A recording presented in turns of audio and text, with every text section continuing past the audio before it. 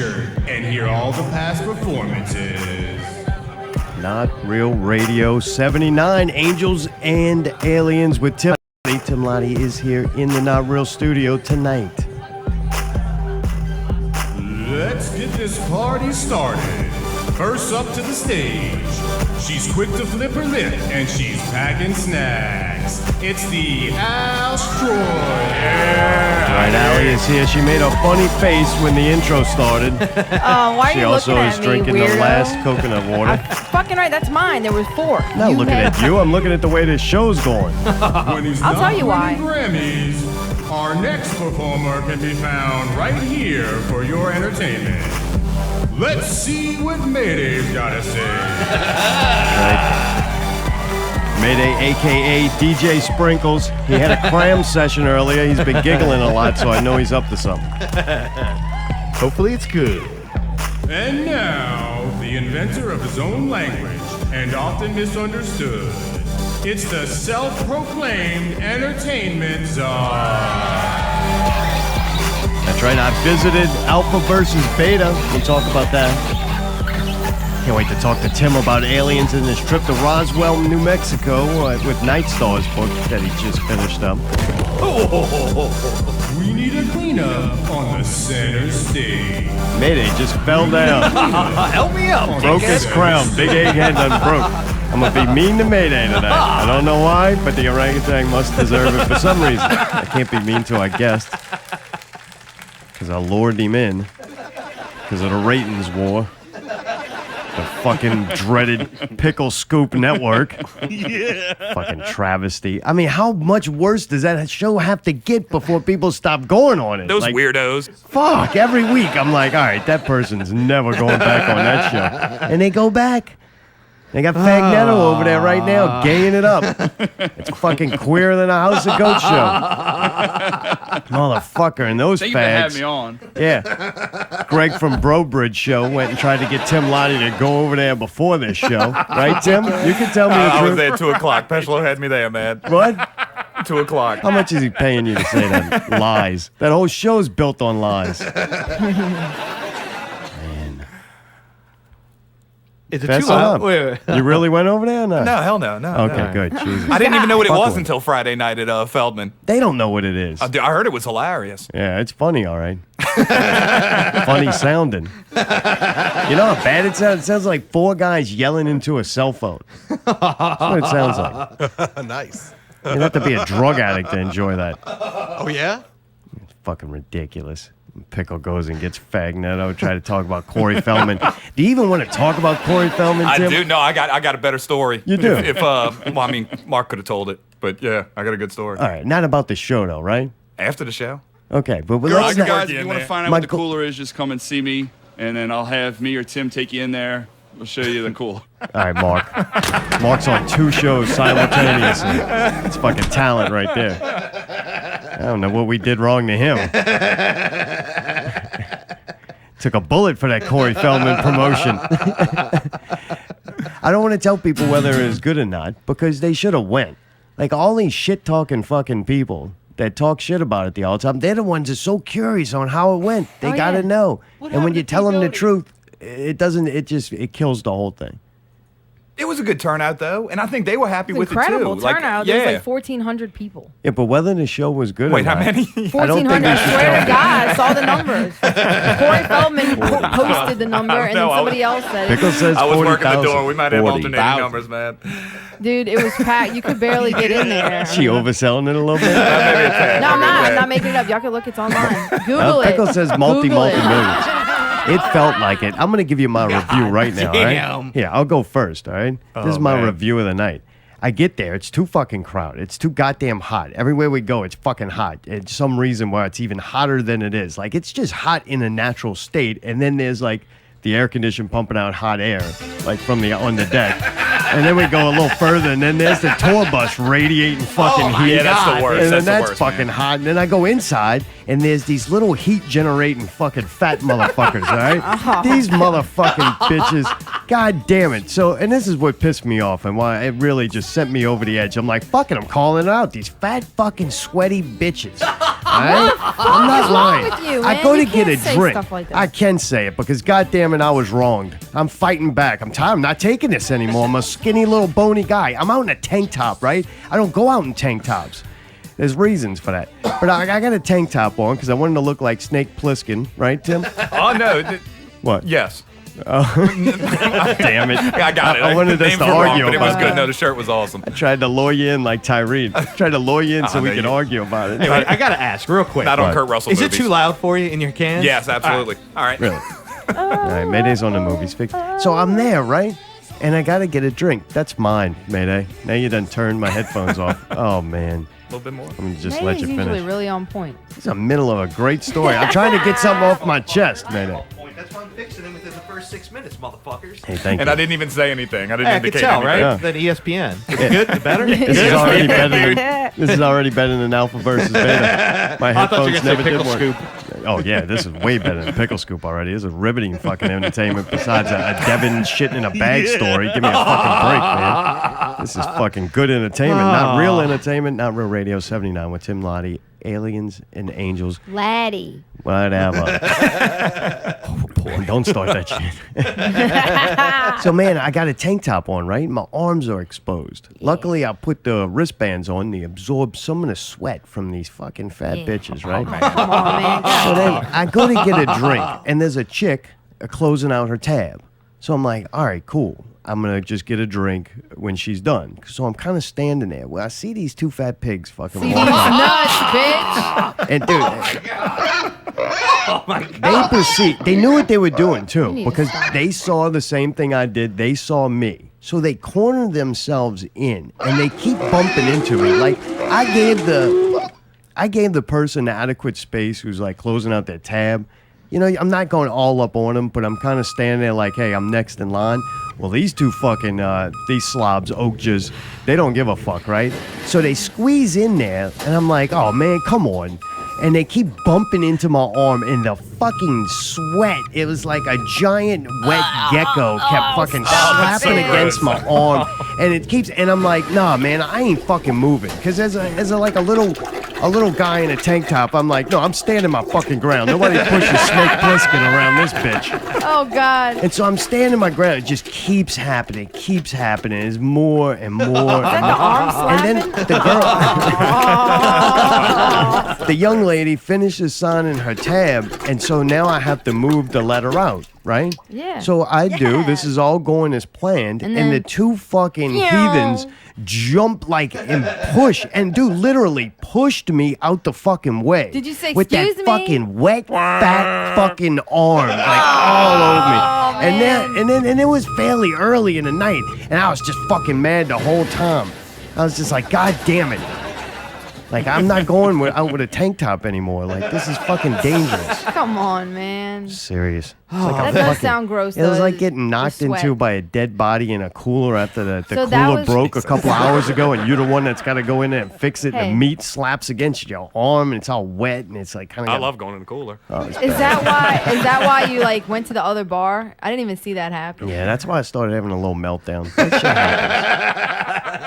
And then I knew I didn't even get the drink. I know. I walked off. Because what happened then, I looked at them and they weren't watching me. They had their backs turned. And they didn't know how much danger was behind them. Because I'm like, you're fucking rude. You're disgusting. You should have paid 2 fucking cover charges to get in here. Actually 4 because it was 2 of them. Oh, my Like, it's God. just ridiculous. You're fucking, you don't have any self-pride or self-respect for yourself or anybody else. Like, it's just like one of those things, and I wanted to inflict violence upon him. I'm like, is this is not a crazy. good Don't feeling. say So I do like every other normal, sane, rational human being. I walked away. I just went, I'm just not getting a drink right now until my arm dries. Oh, that's gross. Yeah, that's dripping. My Nice. God.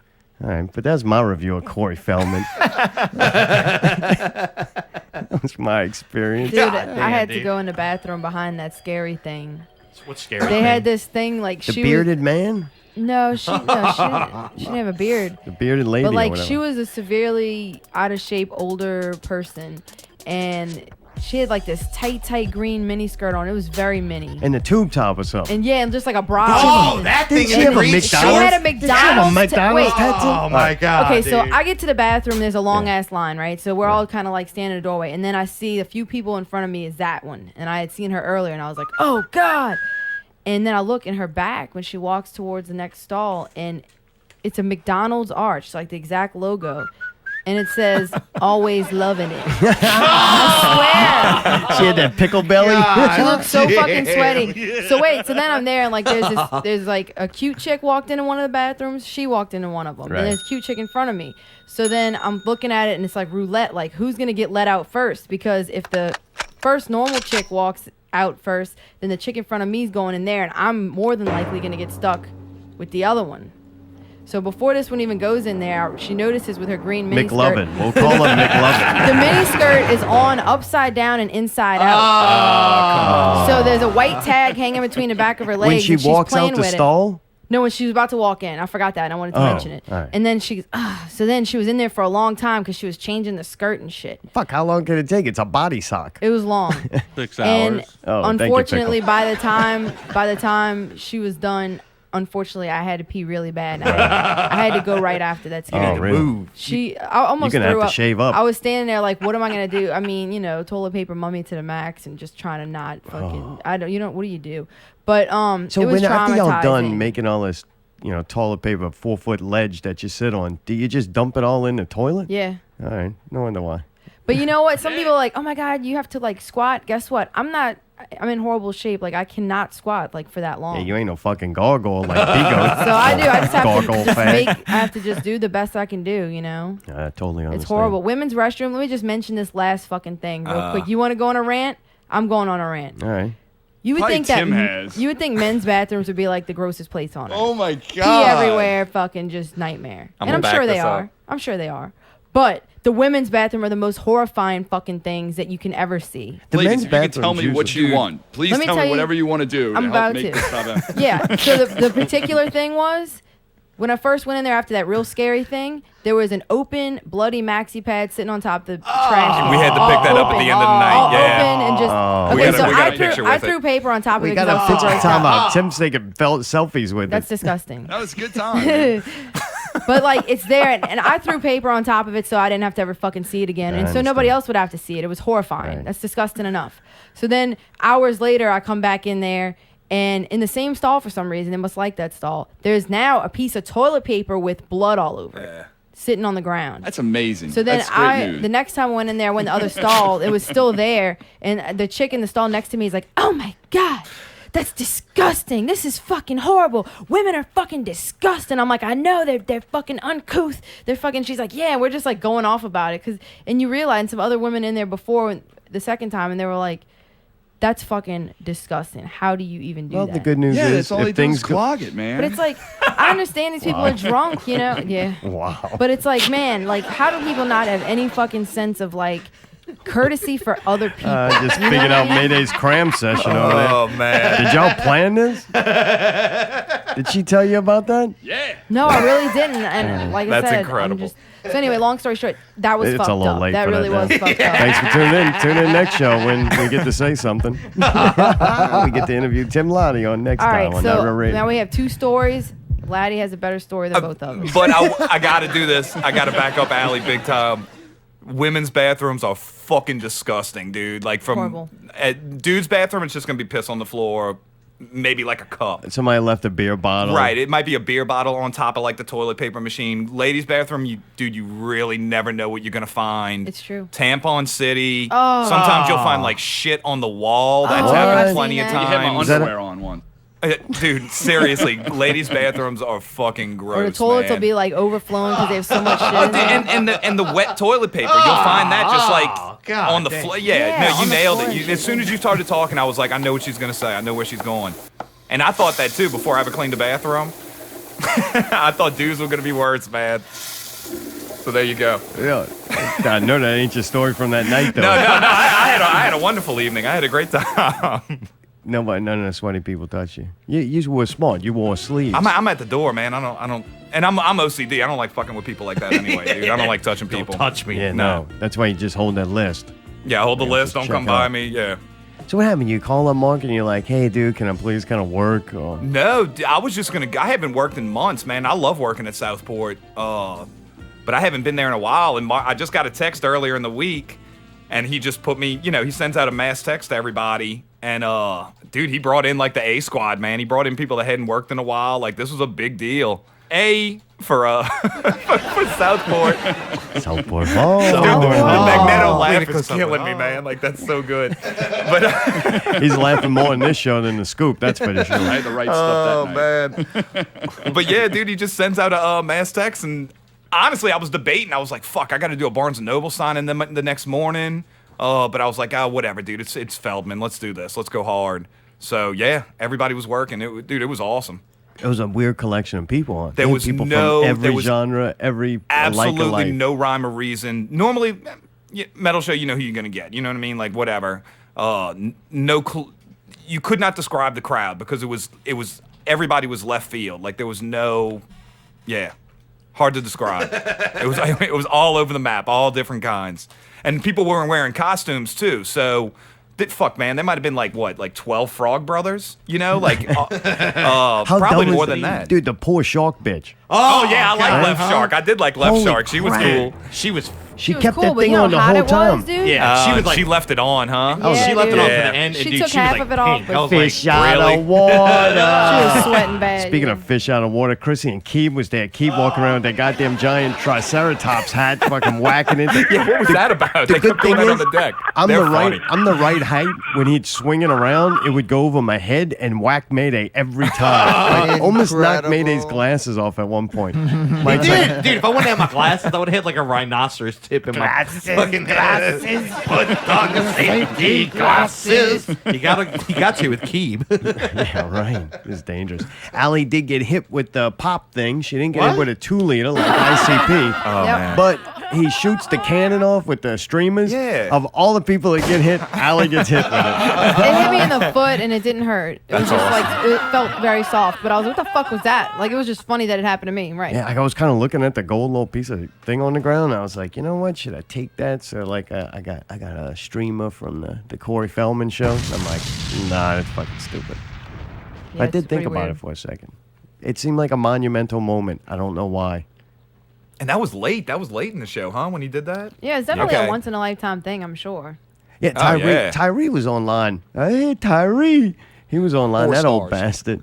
Oh, he looks like Obi-Wan He now, made a man, with post. that beard. 4 That songs little and the place cleared out. I was surprised how many people were there to like, man, an hour and a half in. Like the last half an hour, that's the only noticeable crowd change that I've seen. Like Yeah, for the I was most part, disappointed also. I mean, Yeah. a couple of people left like after 4 songs, but that's, I mean, a lot. Some people are gonna leave once it hits 12. Like they're like, oh fuck, Gremlins, got to get home, make sure they don't eat, don't get them wet. You know what I'm saying? Like, Dude, because he didn't go on till what, like 10:40, 10:45? Yeah, right around there. It was because he was supposed to go 10:30, but that never happens ever.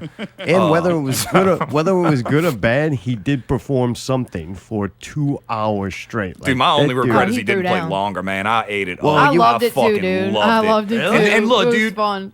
say whatever you want about Corey Feldman because everybody's on there like bitching. Oh man, this is a fucking shit show, whatever. Dude, that dude put his heart out there. He was going for it. No pun intended. But he really that was not planned. But he really did, dude. He put on the hardest show he could. He was sweating. He really and look. Oh yeah, dance the whole fucking time. Yeah, man, Change he's- outfits like 10 times. I've What do you seen think he people- is? Like 45 or something like that? 40,000. He's definitely in his 45. 40s. I'll find out. Yeah, definitely 40s.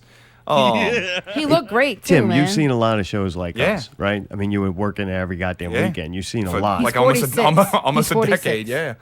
There's been people who come in with name recognition and give you nothing. They'll do Absolutely. a couple of song montages. They'll do, take a little break. They'll talk to the crowd for 2 minutes, say, well, how you doing, New Orleans, get everybody to cheer, and then go back in their fucking tour bus. Yeah. Yeah. Like, in the show's 40 minutes, make 40,000 every fucking Absolutely. number He put now. on a And fucking sometimes show. people do it because of the crowd. You He know what I did mean? Like not- if the crowd's low, they're gonna half-ass it, Yeah, which he I think didn't- is bullshit He didn't too. do that, though.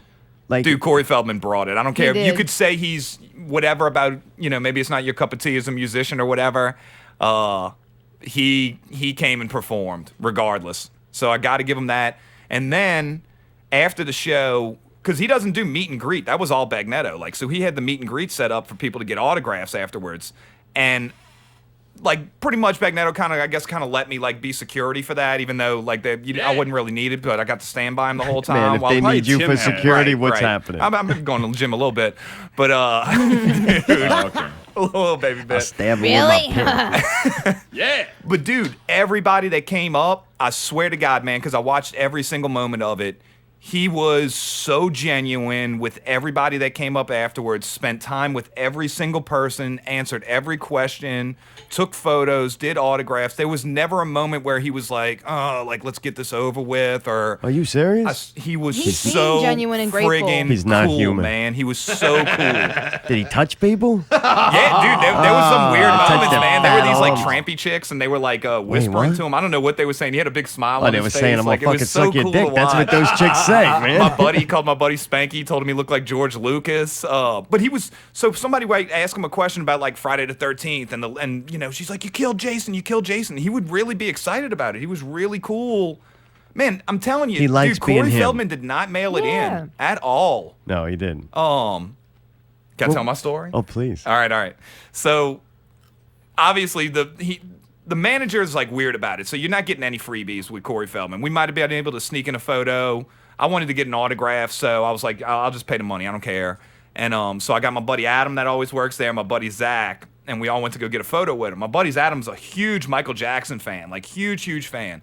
And he had like a little glove he was wearing all night. If anybody was at the sidebar, he had like a glow glove on that lit up like a Michael Jackson glove that he got at one of the House of Blues does little Doesn't Michael leave Jackson tribute fingerprints shows. on bodies. And Corey Feldman said it never happened, dude. So I'm taking him at his Yup, I'm word. taking him at it, too. I think Michael Jackson's innocent, but Yeah, because Corey Feldman like admitted that he's been molested by people, but he's but like, it wasn't not him, Michael. dude. No, So it's like, why there's would- nothing but pedophiles? They were really good Was friends. I don't think and he would is want and to- always will be pedophilia. Wow. Thank you, Corey. God, you good, dude. But Boy, that's what happened when he figured out the docs. dude, jeez. All right, so you go up there to take a picture. So we're going up to take a picture, and it's funny because I really wanted to ask him a question about this Sliders episode, which is I know, it's so fucking lame. But there's this cool Sliders episode where he shows up in it, and him and Jerry O'Connell do this handshake at the end, and obviously they don't know each other because you know the Sliders are always on different worlds. And I just wanted to know if that was something like they did from like Stand By Me. So I was really interested. I really wanted to know that. I thought you wanted to do it with him. Like, I hey, did, can we dude, to do be that? honest, like I knew Really? it and I did want to do it with him, Yeah. but I didn't know if If it you was could like have human to if, human like I had to contact. be like part of the Stand By Me crew or something, you know, like if it wasn't going to be That would have been allowed. cool if you got that and all I did we get smacked with a fat No, chick's arm. but it didn't. No, but dude, got it the didn't life. happen. Because he started looking at my buddy's glove, and my buddy's Oh, like, "Oh, no. dude, I wore my Michael Jackson glove for tonight." He's like, "Oh, dude, I used to have one of those."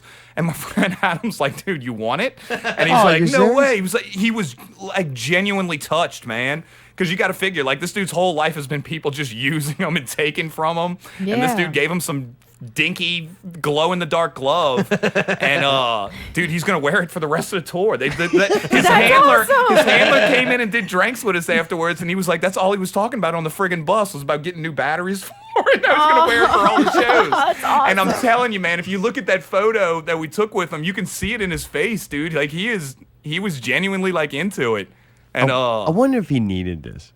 what do you mean? Like, all right, you get attention, people build you up as a child, right? And then all of a Right. sudden, you don't get it anymore. Like, hey, you're not the child star. Nobody cares about you. And for whatever reason, you made some bad movies. Hollywood decides we're not. What the fuck is that noise? I know. I thought it was Mayday for a minute. Yeah, it's like kids playing or Oh, something. that's awesome. It's past their bedtime. Yeah, kids don't play at this time of night. Somebody's getting fucked up. That's Right, what's dude. happening. Yeah, it might be the same guys that got Corey. Yeah, fucked me all up. All right, so then he loses popularity, right? So he's not getting it anymore. Yeah. So then it's like you got to do it on your own, and he doesn't do it with the budget that somebody who's like not self-funding this thing is going to be able to do it with. You know what I'm saying? The only difference between Corey Feldman and like Britney Spears show is the amount of money put into the production. Right. Dude, she's like in Vegas now. That's old. Say Katy Perry. Whatever. All right. Yeah. But you know, it's a pop show, and Right. those cost money to make something mediocre look incredible. And he's doing it though, without that. He didn't need it, man. He had the passion and the fucking Yeah. energy, and he's a He professional probably needed entertainer. money too, right? He needs the money. Yeah, Yeah, no, yeah. I assume so. Dude, I think he's $1,000+ Yeah, I think he's doing it for a living. Fucking right. I think it's both. I think he actually like really enjoys it because look. So when it started going on, we started like looking at YouTube, and he has this song "What's Up with the Youth" that he did on Howard Stone, and he played it at the show. Yeah, it was bad. I sweat that song. Really? I listen You to like that on that? YouTube all the time, God. dude. I listen to it so I love Reminds it. me of Sliders. I don't really feel all that flattered that he listened to We Are Wires now. So when Right, that he's came just got on, bad dude, yeah, I taste. know it like ruins that. Like this dude has shit taste. But yeah, so when he did "What's Up with the Youth," I got real excited. I was behind the bar. And, What's up with the youth? Whoa, whoa, whoa. What's up with the youth? Whoa, whoa, whoa. Little boy, come with me. Oh, God, that's enough. I got a new glove. But "Cry Little Sister" was the best, man. I Holy lost it for shit. "Cry Little Sister." Dude, it was good, huh? That was awesome. That was so cool. I don't think that would be a real simple song to not fuck up. And man, he fucking nailed it. I was like, God damn, this might be the best song they did. That was It by request far too, was. man. They It don't by play far that. was. Oh, really? So that was Bagnetto. He was just like, dude, can y'all play Dude, "Cry Little Bagnetto's Sister"? turned Dude, into a Bagnet does fucking everything, genius, huh? man. Damn. This was a big show for him, and he's good at that. Dude, they have a nice dynamic. Jay does all the weddings. Mark wants to do his stuff. You know what I Yeah. mean? And I like that little front bar thing that they did. Oh, yeah, it's fun. Yeah, the front bar was a good idea, and it's going to pay for itself. Let the stage and all that stuff. Nah, dude. He's doing awesome. It's been fun. Like, Yeah, you I'm could glad see Matt it's Dude, this was a growing. big one for Mark, big time, absolutely. And he covered early, so that everybody was kind of loosened up. You know, it wasn't like the Yeah, stress he fest almost of like, got the oh smile my God. most of the night. Right. He wasn't smiling at one point. He got very upset at Why? What something. happened? I When? like to watch that. I like when he's upset a little bit. Like, I don't like him upset the whole night. I want him to look and smile and go, I at least broke even, so you don't get that Right, Bagnetto. right. But then when he gets intense with them good nights, I kind of like that too. Mainly because I don't work. What, like there. a Molly's night or something? Oh yeah, well he just That was a gets good night that he night. takes his game up a notch, and man, when the boss decides they're Yeah. gonna take their game up, it could be torture for the employees. You know, All right. Dude, it's so funny because He's that's not intense. him. But yeah. Yeah. he gets into it. You could tell, man. Yeah, It's fucking bro. awesome. I mean, it's their livelihood, dude. It's their family Hell yeah. business. Yeah, I love kick that. ass. Doing great. Yep. Fuck, what a good night, Tim. Anything else from Dude, that? I just want to say how awesome Corey Feldman was. He was Yeah. really, really cool. I can't say it enough. Really? I thought he was going to be a dick, man. Yeah. I thought honest it to was going God. to be a good show by Corey Feldman, but it was a better show by Mayday on the ride home with Paul, the Uber driver. That was awesome, Oh, you really liked that, huh? You had a good time. I huh? did. You enjoyed it. I did. The Corey Feldman show made you happy. When you leave like that in a Yes. show in a good mood, you 'Cause know you had a good time. You know why? Because it was that show that like everybody kind of went in together as Yeah. a unit. Nobody was like fighting. I mean, you were fighting with the whales or whatever, but Yeah, I had a that little happened moment. I early. kept it to myself. Yeah, that was I was nice. like, I'm Yeah, saving this for the Disrupted. I show. couldn't really tell. It was everybody was in it together. Yeah. You know what I mean? And everybody participated well and played well, and Right. that's the thing I appreciate. And it was a fun time. Cool crowd. Like Yeah. every time you thought There were you've a lot of seen people. everybody, somebody else Right, would popped pop in up. from a Yeah. totally different genre and walk of life. It was like, this is fun. It kind of, a lot of different subcultures hanging out together. I thought that was neat. It's amazing that it happened for Corey Feldman. I but- know how many people came there. I said this earlier. That may have been the most packed I've ever been at a It- Southport Hall yeah, it show. was. Like Southport even Hall. Southport Hall. I mean, I'm sure there may have been some Yeah, other there's- times, there's- but yeah. that for me was like you couldn't go anywhere without like being in the way. Really? Like, All yeah. right. Your area expertise. How was the Area. sound? It was okay. Let me say this: it boy. wasn't good, but I think it was not good for a reason. What? Do you know the reason? Haha, no, but I want to know. They wanted to use their own mics and stuff like that, and they wanted to use like wireless mics. All right. And you can't do that at Southport just because you got the power station, you got all the river traffic. So that's when he was complaining and all that. Yeah. That's what that was. It was just like, dude, you can't use that mic here. You know. I thought it was Trey that didn't change the batteries. Trey was pissed about that, but yeah, and I like messing with Trey about that. I'm like, dude, could you make it fucking sound better, dude? You know. I'm not sure I understand why you can't use the cordless on that stage. But I it's feel like- I've just seen it happen so many times. Like other bands come in and they complain about what is it, RF? Correct. Right. And EMI, electromagnetic fields. Okay. And that power station is basically a giant magnet Right. that's pushing out I mean, that's half a I million feel like volts I've over seen there. people use cordless microphones. You there can, but frequently. you've got to use like the best of the best because it works in a different frequency range, and the cheaper ones work in one that's more susceptible. So what does the river traffic do? What is that? That's kind of more on that same cheaper bandwidth. They use CBs, but depending on the CBs nuts. CBs, So you right? didn't think it sounded good because a microphone went bad? No, one time? 100%. I didn't say part of that. it, I felt like but they. yeah. Wait. He said that, but I also felt like you couldn't hear him You at couldn't all. hear him. Right. That needed to go up. Oh, man, But it's you probably gotta good figure though, that because one I don't out? think he's like the best singer ever. Sorry. Yeah, we all know why that is. So it's like it was kind of good. Like it went with it, you know. Way better. Man, you Like see, you wouldn't want it to I'm be not too giving my loud opinion and on the whole overpowering. thing. All right, fuck that. Tim, you went and signed books. You went and signed books in Barnes and Nobles today. Yeah. Did you And meet all any? I talked about was Corey Feldman for 2 hours. Man. It was so funny. I just talked about Corey Feldman taking our glove, dude. What, they walk up to get a book signed? You just start telling the story? I was still, dude, I didn't get out of there. I didn't go to bed till like 5. Oh, and I had boy. to be on the North Shore for, I had to leave my house at like 10:30. Yeah, so I had yeah. to get out. I'm slow, man. I'm so slow getting ready. So I had to get up at 8. So I slept for like 3 hours. Went and did a kid signing. Sign some kids. Too bad your buddy gave away your glove. Right.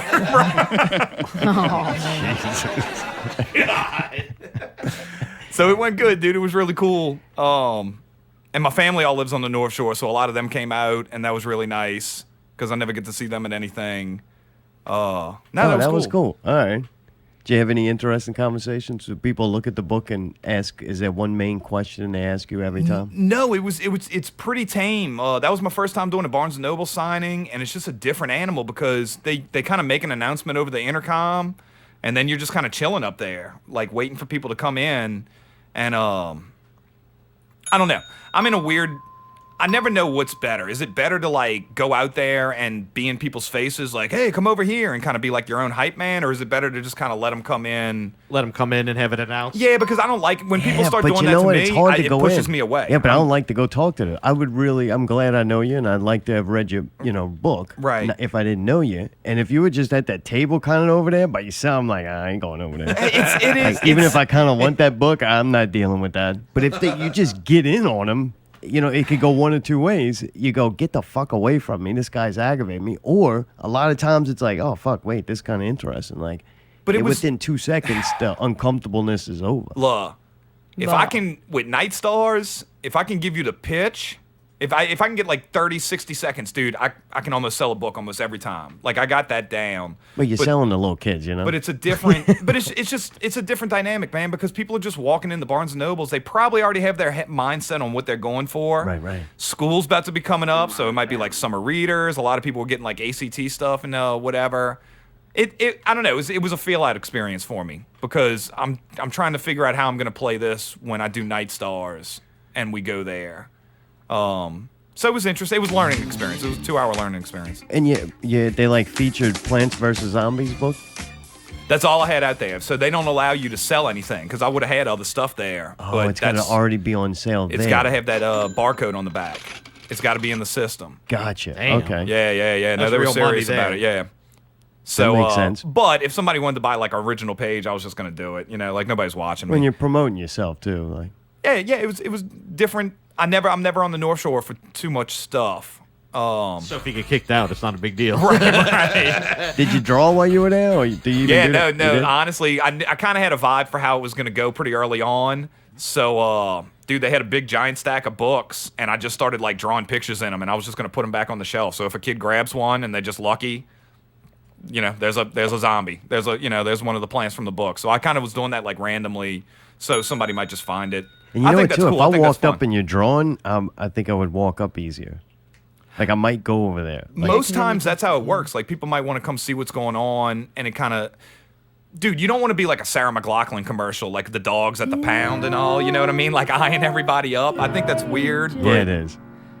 It's a toss up, man. Because then you got to go, dude. That song's horrible now. Like I turn the commercials so quick every time. For that second chance, it's pain that will make it okay. There's always some reason to feel not good enough, but it's hard at the end of the day. Are we doing this whole thing? Might as well go to the chorus. I don't know the rest. Last week I got yelled I at for made not most letting of her that do up. enough. So man, I think it's coming up. Which one? Shall comfort you. No, I'm not doing it again. so Tim, now that Mayday brought the mood down, you're nice and relaxed now. You're slightly depressed. Night Stars, your own, work of art. It's been a United Nations propaganda piece and sent around the world. And I'm in the Illuminati now, yeah. you've also finished the 4th issue. Yeah, man, that was big for me. That was a long journey. And I'm certainly that not done. completes the Kickstarter that started, right? Yeah. So this is all the dude, I thought I was gonna be able to do it quicker, but it just, you gotta make money, man. This is like a labor of love for me. So when I'm drawing Night Stars for 3 months out of the year or whatever it is, that's me, that's my time. And it is a lot of work, man. Cause I'm writing it, I'm drawing it, I'm inking it, coloring it. So yeah. But that's a wrap, dude. On the first story arc. So, and what was really cool was I had all the pages connecting throughout the whole series, man. So it was a really gratifying moment to see that big giant image of all 100 pages connect. The big project complete. The big experiment, yeah. Nice. But Night Stars isn't complete, right? No, I mean, you're going to dude. continue on. I actually had a couple pages I was going to throw in, but I ran out of room at the end. So I think I'm going to add those into the trade paperback that leads into the next story. And I'll tell you what happens. Well, maybe not in case you go read it. But no, I want to tell you because it's cool. But yeah, I'm just going to save it. But yeah, I'm going to lead into the next series. And I'm already messing around with it. It's going to be with Amelia Earhart. It's going to deal with that story. Nice. And they just had that photo. Remember they had that photo come out like a couple weeks ago where they thought they had solved the mystery of where she went. And it was supposed to be like she went to a Japanese island. Like right we can before tell World War from II. a picture from her back. With a large coat on. And the hairline on the co-pilot and stuff like that. And so when that came out, I'm just like, fuck, dude, I'm screwed because I have this whole story and I got to redo it now. So I was changing it and it was awesome because like in 3 days they had already debunked it. So it was basically a weekend and I got my story back, the story I wanted to tell. So yeah, dude, I'm just go straight into Amelia Earhart. Nice. That's a weird choice. I guess, feminism Why and is it? It's a everything's big. conspiracy theory, just like fucking the just wants to Roswell, draw. Weird theories about that whole thing. right? So is she going to be old or young? Is she a kid? No. She's hinted at. She's What the fuck hinted are at you in the other laughing story. about? Because a comic book about kids. Dead, Mark. I know she's fucking dead. She ain't going to be dead in a book. Why not? Why not? Why can't it be written post-death? Here's a comic about a fucking corpse. No, it's about what happened to her, you dumbass. Right. So when does the story start? When she's a child or an adult? Ask him. I'm gonna tell it. So the opening scenes is gonna be her flying across the Pacific, and she sends one last radio transmission.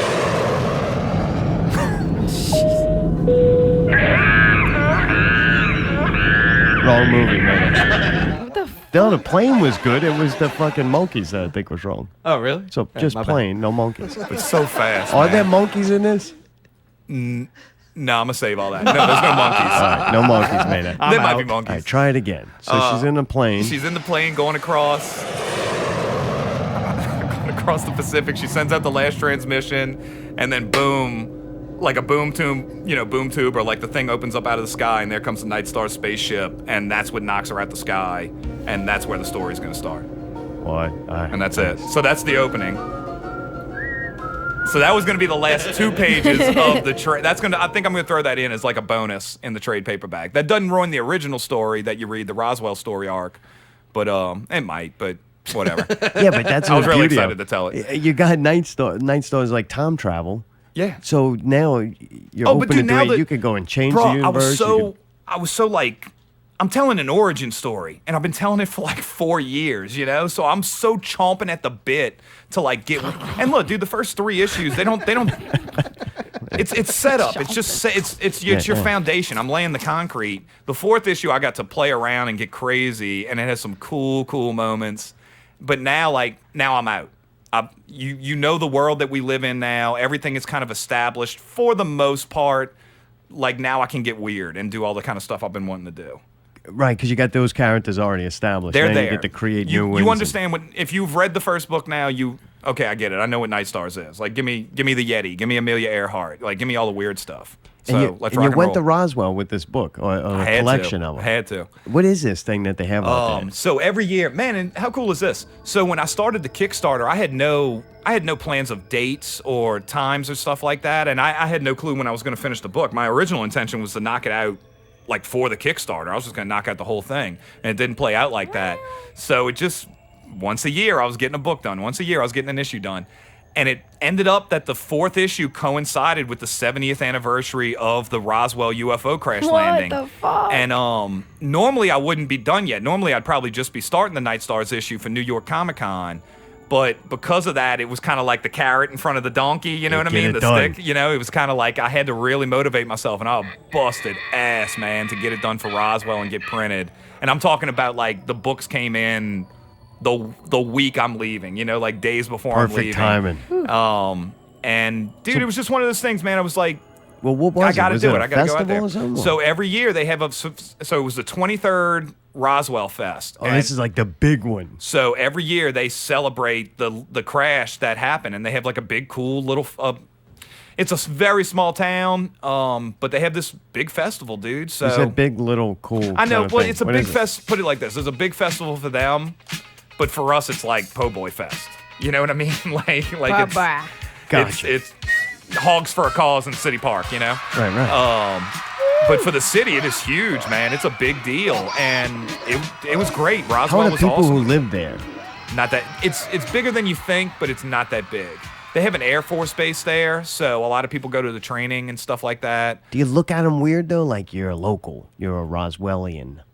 No, I don't look at them weird like that, but it was interesting to see what life was like in Roswell. Yeah, what did the aliens actually do? Open the doors. Some people have everything's like alien related. Like there was a Really? UFO McDonald's that was awesome, so I went there for breakfast every morning. I'm a big Whataburger person, so I went to Whataburger like every night.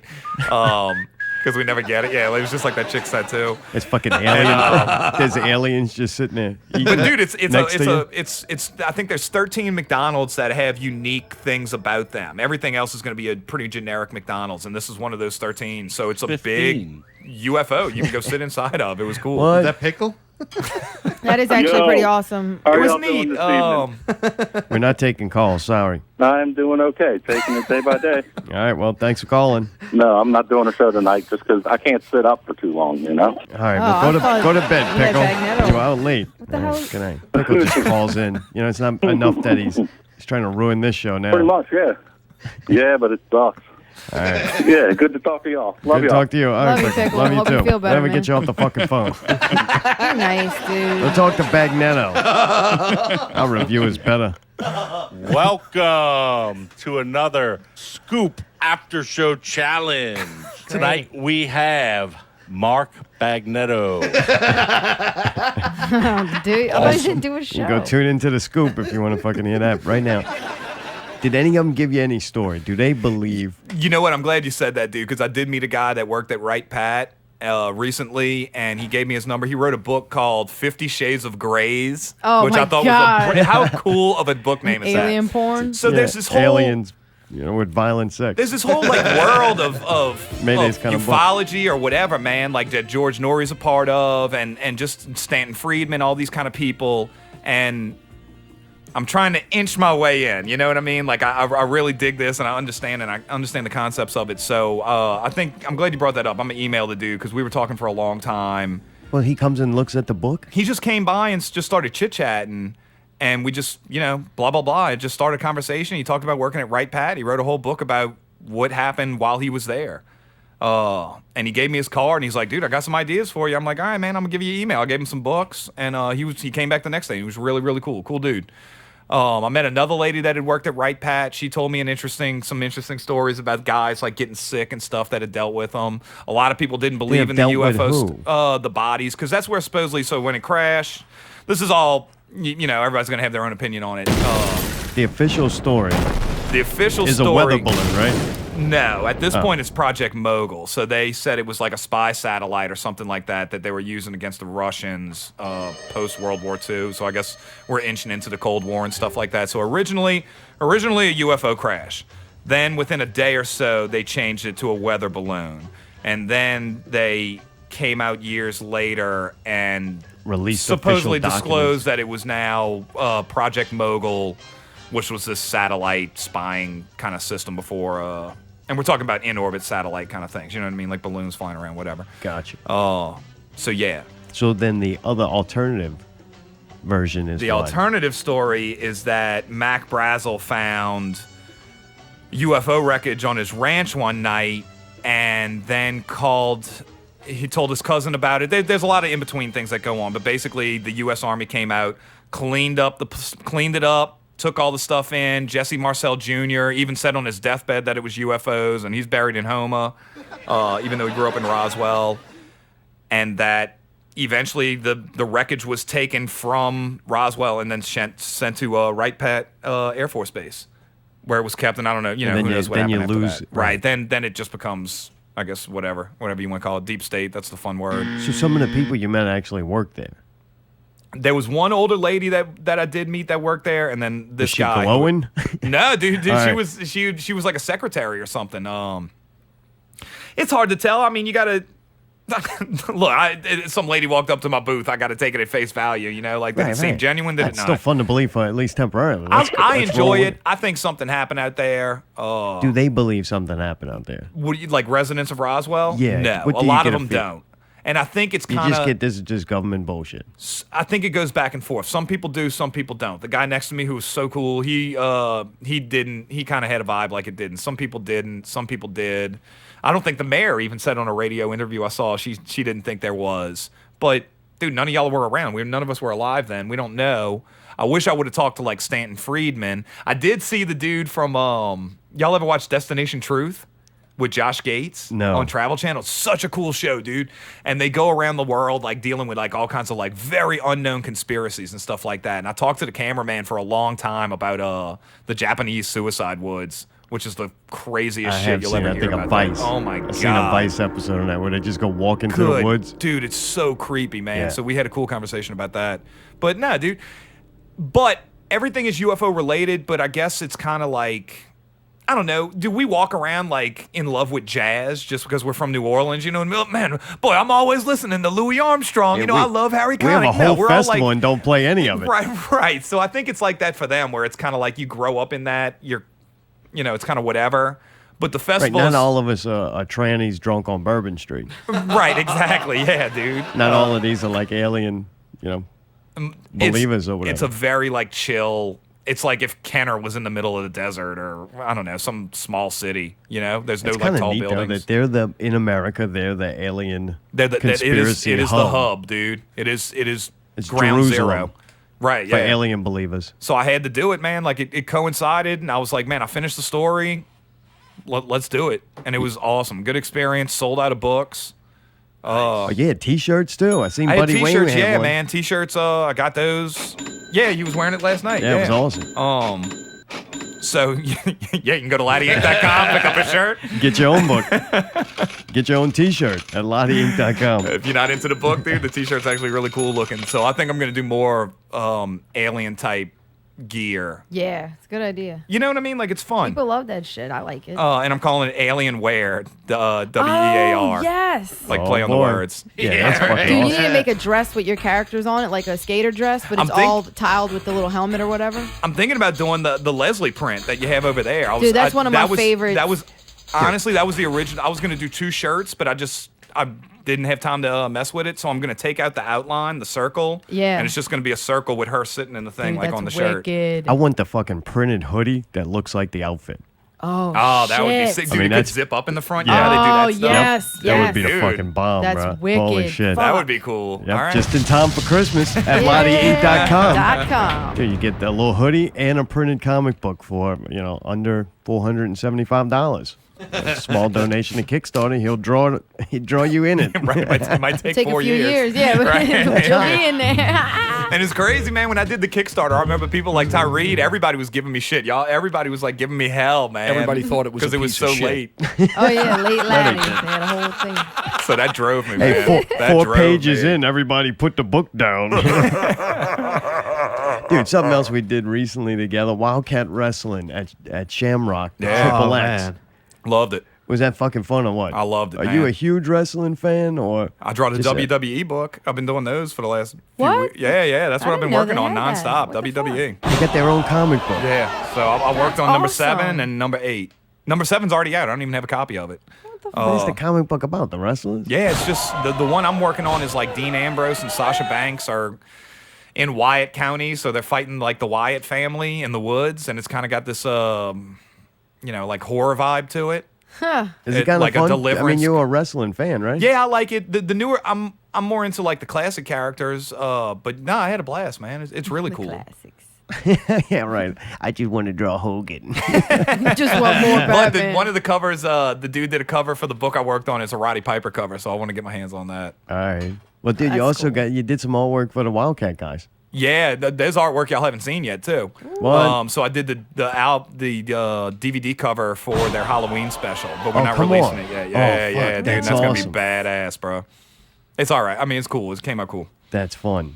Is there a favorite wrestler for you to draw? Like if you go that Out of the WildKat. out of any wrestling organization, your favorite go. This would who I'd want to draw the most. Can't be Roddy Piper. I mean, you can like but him. I haven't delved into the world too much. So when I was doing Plants vs Zombies and Ghostbusters last year and Night Stars 3 at the same time, I was doing WWE samples. So before the book even came out, they were asking me to do samples for it, and I got really, really close. I'm glad I didn't get it because I never would have been able to do it. I would have had to turn down something. You know what I mean? And it just kind of funny. I was still on the list, and they were like, "Hey, man, we're having some issues with this issue. You want to come in and do some work on it?" I'm like, "Yeah," and I did some, and it carried over to the next issue. So I told them, I was like, "Hey, I'm here. I got 2 months if y'all want to do some more stuff." Dude, that's fun. Nice. Yeah. So the Ghostbusters, you still doing that? No, I'm not doing any Ghostbusters right now, but I think I'm going to do a print this week if I have time, because I have a cool idea for a Ghostbusters poster. So no, I haven't done any more Ghostbusters, but I just found out I'm going to do the new Plants vs Zombies. So I'm doing another one of those starting in September. I think I start September 14th or September, right around there. Do they make you play a certain amount of that game just so that you know what the hell you're drawing? No, man, and I tell people this all the time. I didn't really know what it was. I kind of knew what it was, but I didn't know what it was. Man, it's way bigger than I had ever imagined, and I like variants of things. I like all the little figures and stuff like that, and there's so many different versions of them. So I eat it up. They send me the style guides. And I love looking at like, oh, these are the beach ones, you know. These are the like, these are the Wild West versions. These are the pirate versions. So I try to like throw in those on the panel. I try to kind of keep them like uniform a little bit. Yeah, dude, Plants vs Zombies is huge with younger kids, man. It really is. But it's a fun book. It's a fun little series. I don't know why it's not a cartoon yet, to be honest with you. It's cool. Well, it's got to start comic book first, right? Yeah, and it's a Yes, New York build a Times market. bestseller, man. Like, it's No huge. shit, It's dude, that's awesome. huge. And I had no clue. So I didn't have a grasp on them the first time around on Battle Extravaganza. And now that I kind of do, now that I'm like a year deep, I got the toys all over the house and stuff like that now. Like I shoot become them a at my problem. cat and stuff, dude. It's so fun. Taking over. But so now I told him in the email the other day, I was like, nah, dude, I've been chomping at the bit. I want to get another shot at this. Now that I've spent time with it. Dude, that's killer, Let's man. do it. You seen the new Spider-Man movie? Nah, I'm not going to. Probably not. Probably not. You would like it, man. It's really. I'm just done with the fucking race swap and the sex swap. I'm just over it, man. I don't like it was when that they all change. about? I said this on M-Hog the other day, but I don't like it when they change. Dude, I don't like it when they took Superman Underoos away. You know what I mean? What? Dude, What I are you don't, talking bro. about? I'm What's so different like. about the Spider-Man though? Well, they keep changing all the characters. Like they keep changing them from where they were in the comics, and I'm just But don't like, comic His friend books do wasn't that all the Asian in time? the regular book. right? No, Flash Thompson wasn't like a Pakistani honor roll student or whatever it is. No, it's just I don't know. It's just lame, and I don't like the dude. I don't necessarily dislike him as a human, and he seems like a nice guy off screen. Oh, no. But he just seems like a whiny like Weasley kid for Super Spider-Man, lame. like too Weasley for Peter Parker. Oh, he's He's funny, better man. than Tobey Maguire. I didn't like Toby. Toby was great at the time, but you got to think that what was that like 2001, 2002. I like the last 2002. guy, dude. I like Garfield. I thought he was a horrible Peter Parker, but he was an amazing Spider-Man. I thought it was Oh, good boy, too. way I to like go that into that Spider-Man. one. No, but It's he Amazing was Spider-Man, Well, issue one. no intention, but No, he- yeah. him as Spider-Man was And dude, and he had so much heart in those movies. You could say whatever you want, dude. Yeah. Amazing Spider-Man 2 was rolling, man. He had so Which much one's heart. Amazing Spider-Man? We talking about somebody else? That's the one where like Gwen Stacy was in it, Oh, I don't know and fuck she that. dies and all. Man, he just had so much heart. I thought you were All still right. talking about So my the friend only Tobey comic book Maguire. movies Tim's seen, no one else did. Right? Yeah. What about the new Thor trailer? Dude, I will say this, Oh, man. wait, come okay. So I'm pretty much like out on all of them. Okay. Okay. Hit us with it. I'm so burnt, and me and Tyree were agreed on this. We're kind of like burnt on the Marvel, and DC's just a maybe friggin' you should disaster. shut the fuck up. But dude, that Thor trailer was fucking rolling, man. It was so I loved it, dude. Which I one? did. The newest dude, one? Dude, The I long one? loved it. They're playing Retro Wave. I ate it up. I probably watched it 3 times in a row. I loved it. Are you fucking kidding me? I fucking loved See, it. I hated it. it. Had Kirby Tech in the background and stuff like that. I ate it up. I must man. be missing something. Convince me to like this. I watched the short trailer, the first Okay. one that came out, and I'm Okay. like, all right, you know what? I don't like the Thor movies. He's my least favorite same here. character, but it looks kind of cool, the short trailer. And then they came out with the long one, to where they put a lot into it, and I got to see more of the movie. And I'm like, oh god, I'm not going to watch that. I ate it up. I loved Really? it. I and thought maybe it was thought Magic Sword because thought they have it this would retro suck, wave though. band Magic Sword playing as the soundtrack music.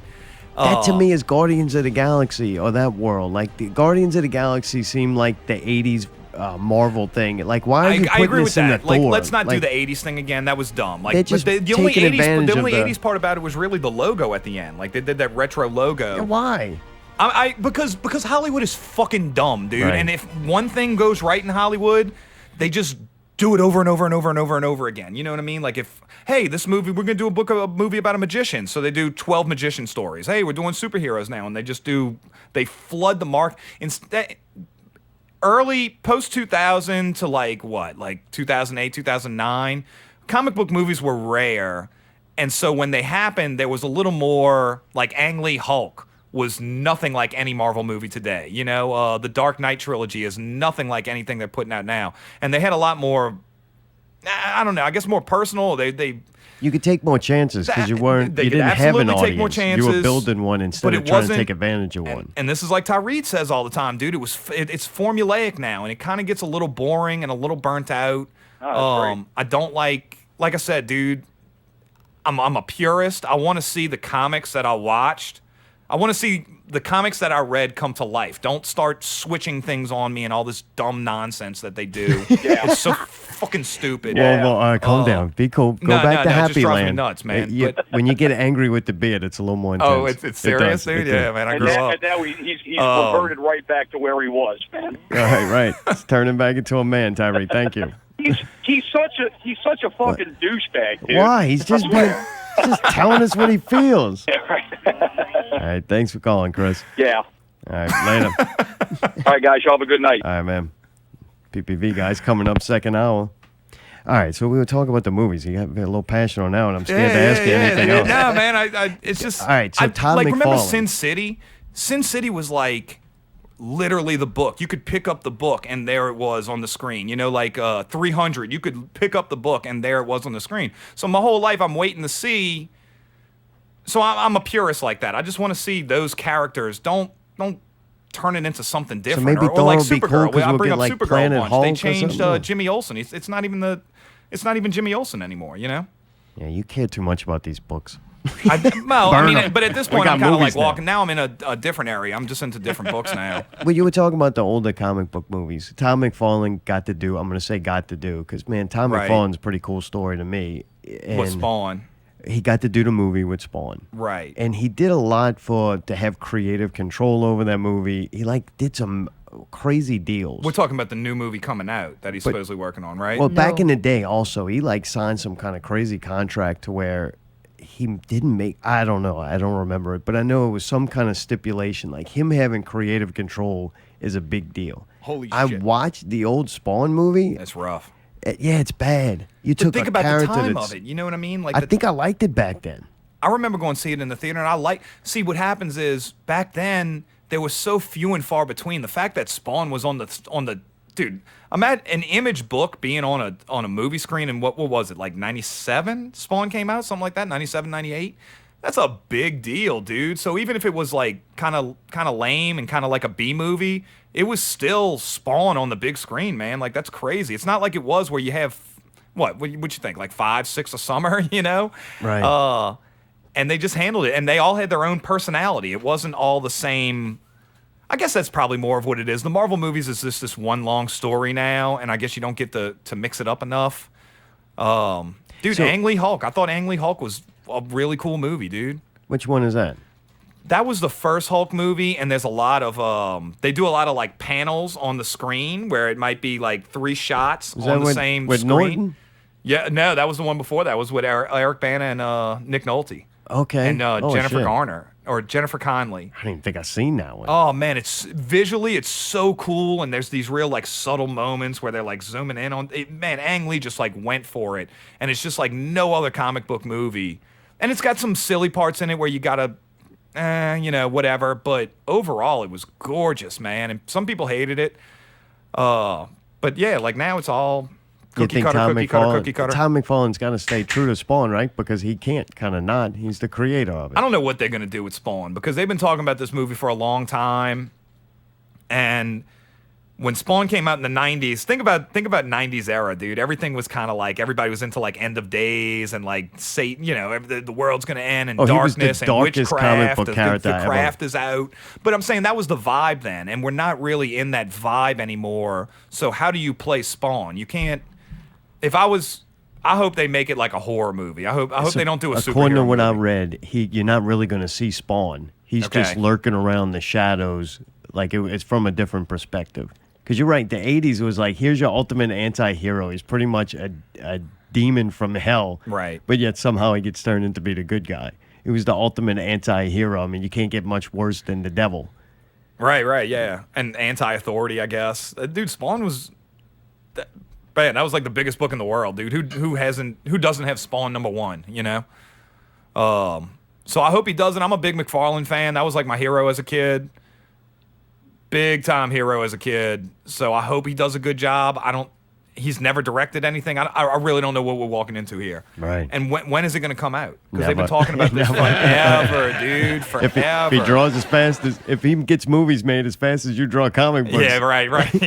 2029. It's his retirement program. Dude, we got to talk about something fun before break. All right, what you got? Basketball. All right. Holy shit, dude. The Pelicans. Oh, man. Do you think Rondo, is this a good pickup? I like Rondo because I like chippy players. I like guys that are angry. Me too. You know what I mean? I don't building like the new them bad soft boys. guys. Yeah, dude, if that's where we go, cool, I'm in. The odds of at least seeing it one technical game with Rondo and dude, he was trying Russell. to like trip people last season and stuff like that. Like he was on the bench injured and he's trying to trip players on the floor. I like chippy guys like that. And Boogie's a chippy dude. Boogie Brow and the Thug. But dude, get rid of friggin' Drew Holiday. I think he's please. he's I was so garbage, pissed when man. they re-signed him. Why? Dude, and that's Dell Demps. And so I'm not as much into basketball anymore just because I hate the Warriors and I can't watch. How do you hate the Warriors? I can't stand them, dude. They play pussy ball.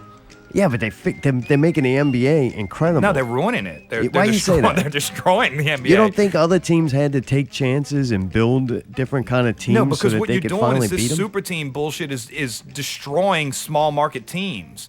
So when Toronto comes to town, do you really want to go? No. Because every team in the 90s and early 2000s, they would have a superstar. So even if the Rockets sucked, I would go to that game because Tracy McGrady might drop 40. You know what I mean? I'd at least get to see somebody on a great level. Not that all NBA players aren't great in their own right. Right. But now, dude, how bogus is that, dude? You're a 73-9 team, and then you get one of the biggest superstars to come play for you? That's so... Dude, when we used to play when we were kids, I would rather stick with the team I lost with because it would be more gratifying to beat that other team with the team you just lost with. Like, that's... That's not an accomplishment, man. It's just been happening dude. though for a while. The Warriors might have just. No, it's been going on since the Celtics, probably. I mean, look at with the big LeBron three. James going to Miami. Again, Shaquille did it you're with quote multiple unquote teams. the greatest player on the planet. Yeah, but when Shaq went with Kobe was a rookie, and it was not the same thing. You didn't know what Kobe was going to be. Yeah, it was you're not. right. Dude, You're it was right. not All the right. same thing. when you get the best superstars to go all play on the same team, does nobody else feel like that? You know what I mean? I do. It's cheap, dude. I remember watching Michael Jordan back in the day. They weren't winning championships. He took him, 7-8 years to beat the Pistons? And, Right. and you so got you to went through that watch journey teams. with him. You got him, you watched him. So when he did win, fucking right, And dude. I mean, you the know? supporting cast, they didn't bring in huge names. Like, I remember when it was when Scottie Pippen and B.J. Armstrong and Horace Grant, like, them dudes kind of came into their own when they were there. They were in-house, I mean, yeah. Bill Cartwright with that weird-ass shot and his child abuse commercials. That's the line. No, but what are the child abuse commercials? Oh, Bill Cartwright, it used to zoom in, Uh-huh. and then the camera would go up from, like, his shoes, and you're like, Jesus, they show you how gigantic a man he is, and he's like, how would you like if somebody like my size was looking down on you? No way. Yeah, it was All right. intense. 1-800-END abuse. You just turned into a fucking freak over there. Jesus Christ, Mayday. Well, I thought you'd be home a couple of hours ago, and But I what- put everything away. So What I is did- this? Pizza? You had just called me. I would have known what. Dinner ready is a pizza. Honey, please don't be so loud. Please don't. Let go of me! No! Do you want to see what hurts? That's what hurts! That's what hurts! I'm Bill Cartwright. How would you like it if somebody my size was looking down on you? All right, we're back with Bulls versus Celtics. What the I'm your host, the entertainment czar. Sitting next to me, Tim Lattie with color commentary. Jesus, Mayday. You really... Dude, he went all the way for you, Tim. I don't even have that on the notes or it's nothing. so awesome when the Why kid is that in jumps there? when the slap happens and he always does that little jump on the steps. Yeah. I remember seeing that for the first time. I was like, that is the worst thing I've ever seen in It my would life. always come on in the afternoon. Like you're watching like Star Trek Next Gen or Batman the Animated Series, and there's this pizza's, dinner ready as pizza Oh, it's commercial. the best. God, dude. Talk Yeah, about the kid. Why am I nostalgia. That watching was this? my The kid commercial. fucking Yeah, well, it's jumping. Yeah, and the poor thing is, he's like playing with a little toy or truck, and then all of a sudden he's just like, like somebody zapped him. I wonder how much of that was acting because he's so young. Did he just hear the sound? Oh, and yeah, they I caught bet him you they jumping? fucking just- No, Right. casting was like, somebody go out and find me an abused kid. Shouldn't be that hard around this city. God, dude. It's like the horse when the stick cracks. The kid just is natural. What? Like a horse, if you beat them too much with a stick, then like they could be real peaceful. But then if you crack that stick, man, Oh, they'll really? go fucking yeah, they go that's I didn't crazy. know that. man. So you go get that little, poor tortured child, and you just Crack it's not the acting, stick? it just happens. You just raise your voice and the little bastard Boy, trembles. he sold that commercial though. Oh, yeah, right? Was that Corey Feldman? Man, they kept calling him Corey Haim the whole night. People would be What do like, you mean that's Corey Feldman? It's not Corey people would Feldman. get all pissed off. I know. Dude, No, it's Corey Haim. But Keith got him back with the triceratops. whatever the shit it was. God. It was like you Multiple already horns. couldn't see because there were so many people and a lot of them were really tall. And then kept he on walks up whacking with into that me. thing, dude. Can you imagine the people behind him? They must have been pissed. I know we went full circle. Tim, I don't know. You hanging around next Yeah, hour? yeah, You're yeah. going. You got to draw. No, I'm good. Good, because there's actually been a change made to an original story, turning the cowboy from white to black. We're going to talk about that next hour. It's always on Alpha versus Beta. The Greg from Brobridge show, fucking assholes. They tried to do a 48-second film fest. Mayday's got some audio from that because we know you didn't go listen to it. Benson Speaks. We got a bunch of shit. We'll be back with it.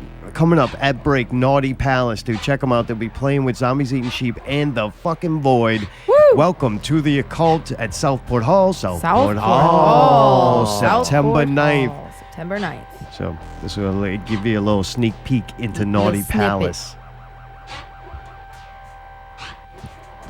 Now Real Radio 79.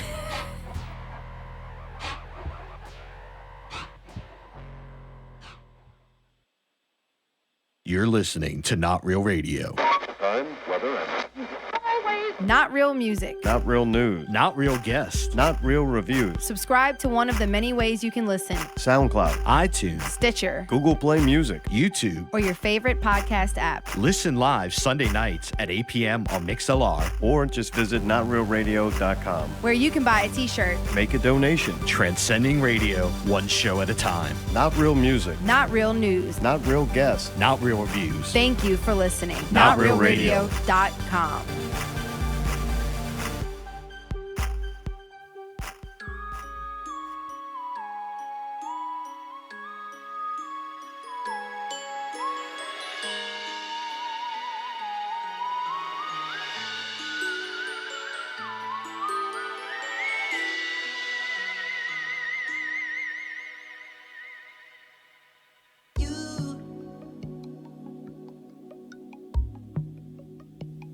Got me thinking about you, baby.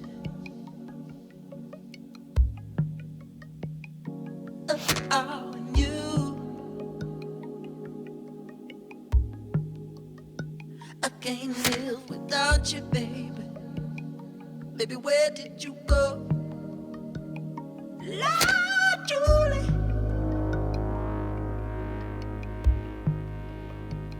I've been waiting at you, baby. Oh, but I won't go. And if I ask you, let me in. Say no, no, no, no. Oh,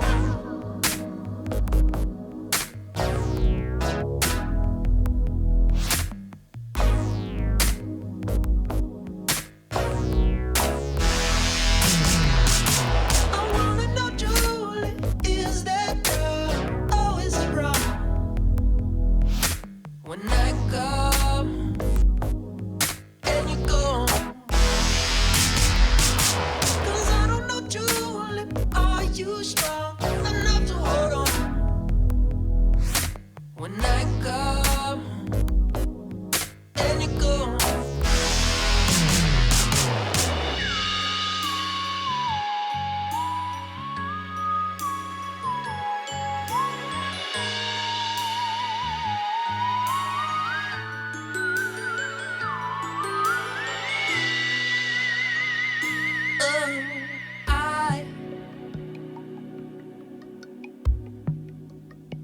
I'm reminiscing thoughts about her.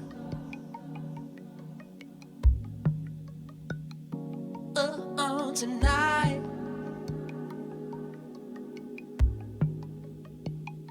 Slip on the isotoners. That's true. You never should have left me, baby. When you said I do.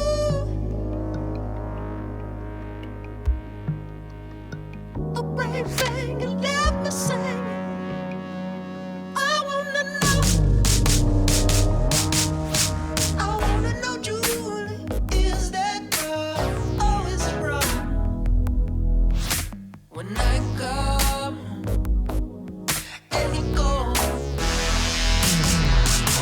'cause I don't know, Julie, are you strong enough to hold on?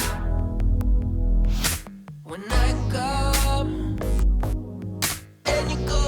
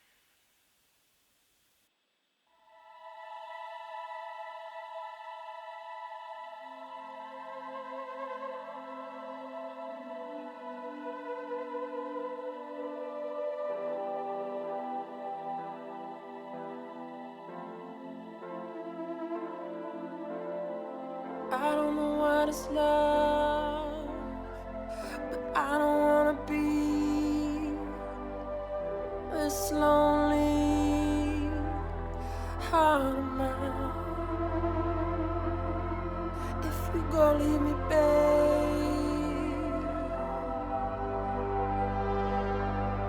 I'd surely die.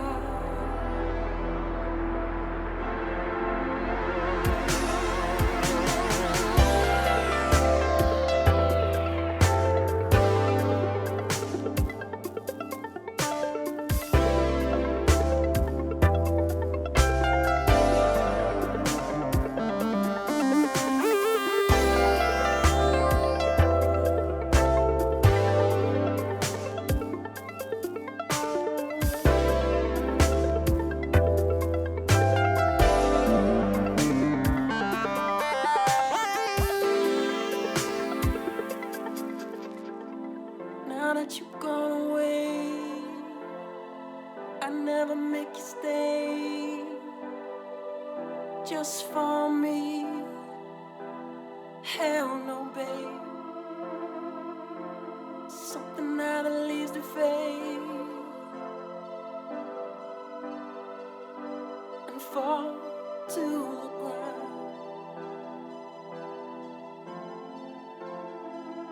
And the wind blows.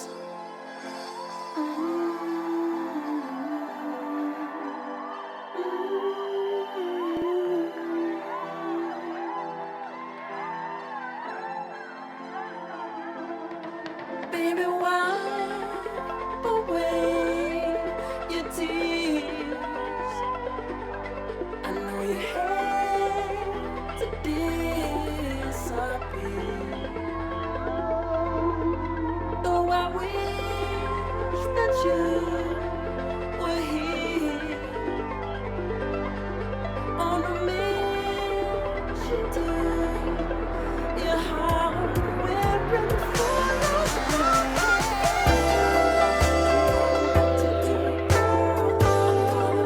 I'm going back to you, girl. I'm going back to you, girl.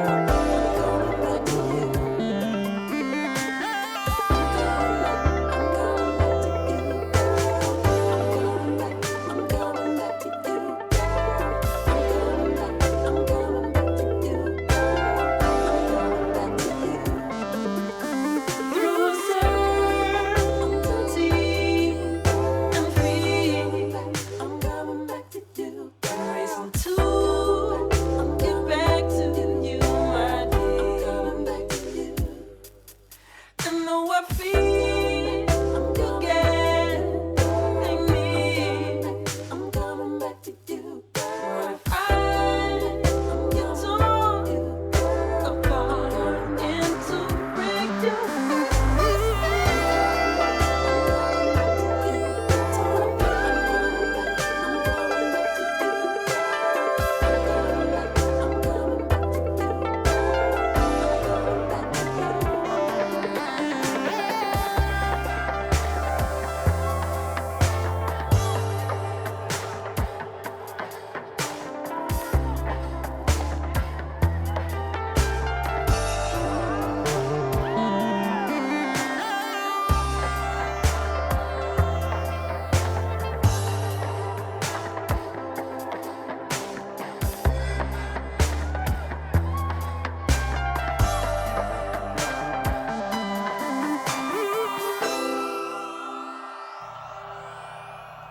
All right, that was Naughty Palace. You can see him with Zombies Eating Sheep and The Void, September 9th. Welcome to the Occult at Southport Hall. Southport Hall. You can check out Naughty Palace. They got a Facebook page. They got a website, naughtypalace.com. I'm sharing it right now. Go to Zombies Eating Sheep, zombieseatingsheep.com. Check out details of the show. Go to the event. Click that you're going. I don't know why. It just feels fun. I like when the show's getting closer and you see, like, all right, people might actually potentially be there. It helps you get through the moment, the unfun moments, just the anticipation that people might actually want to appreciate the time and effort you put into it.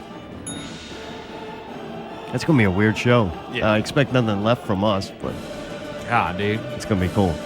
I'm looking forward to it. We got a bunch of shit we're pulling out on this one. It's going to be fun. $200 Amazon order. Already, huh? Pulling out all the stops. All right, local entertainment news. The entertainment czar, yours truly, went on Alpha versus Beta. think Mayday's got a clip. Oh, you listen to it a little bit and you scan through it. Yeah. What'd you think? I did a horrible job? Or You want to what? listen to the little clip and then we'll listen? All right, we'll sure. say? Afraid of him if he should visit you. He's a great big coward, so I'll tell you what to do. Fucking hush, hush, hush. Say what? Here comes the boogeyman.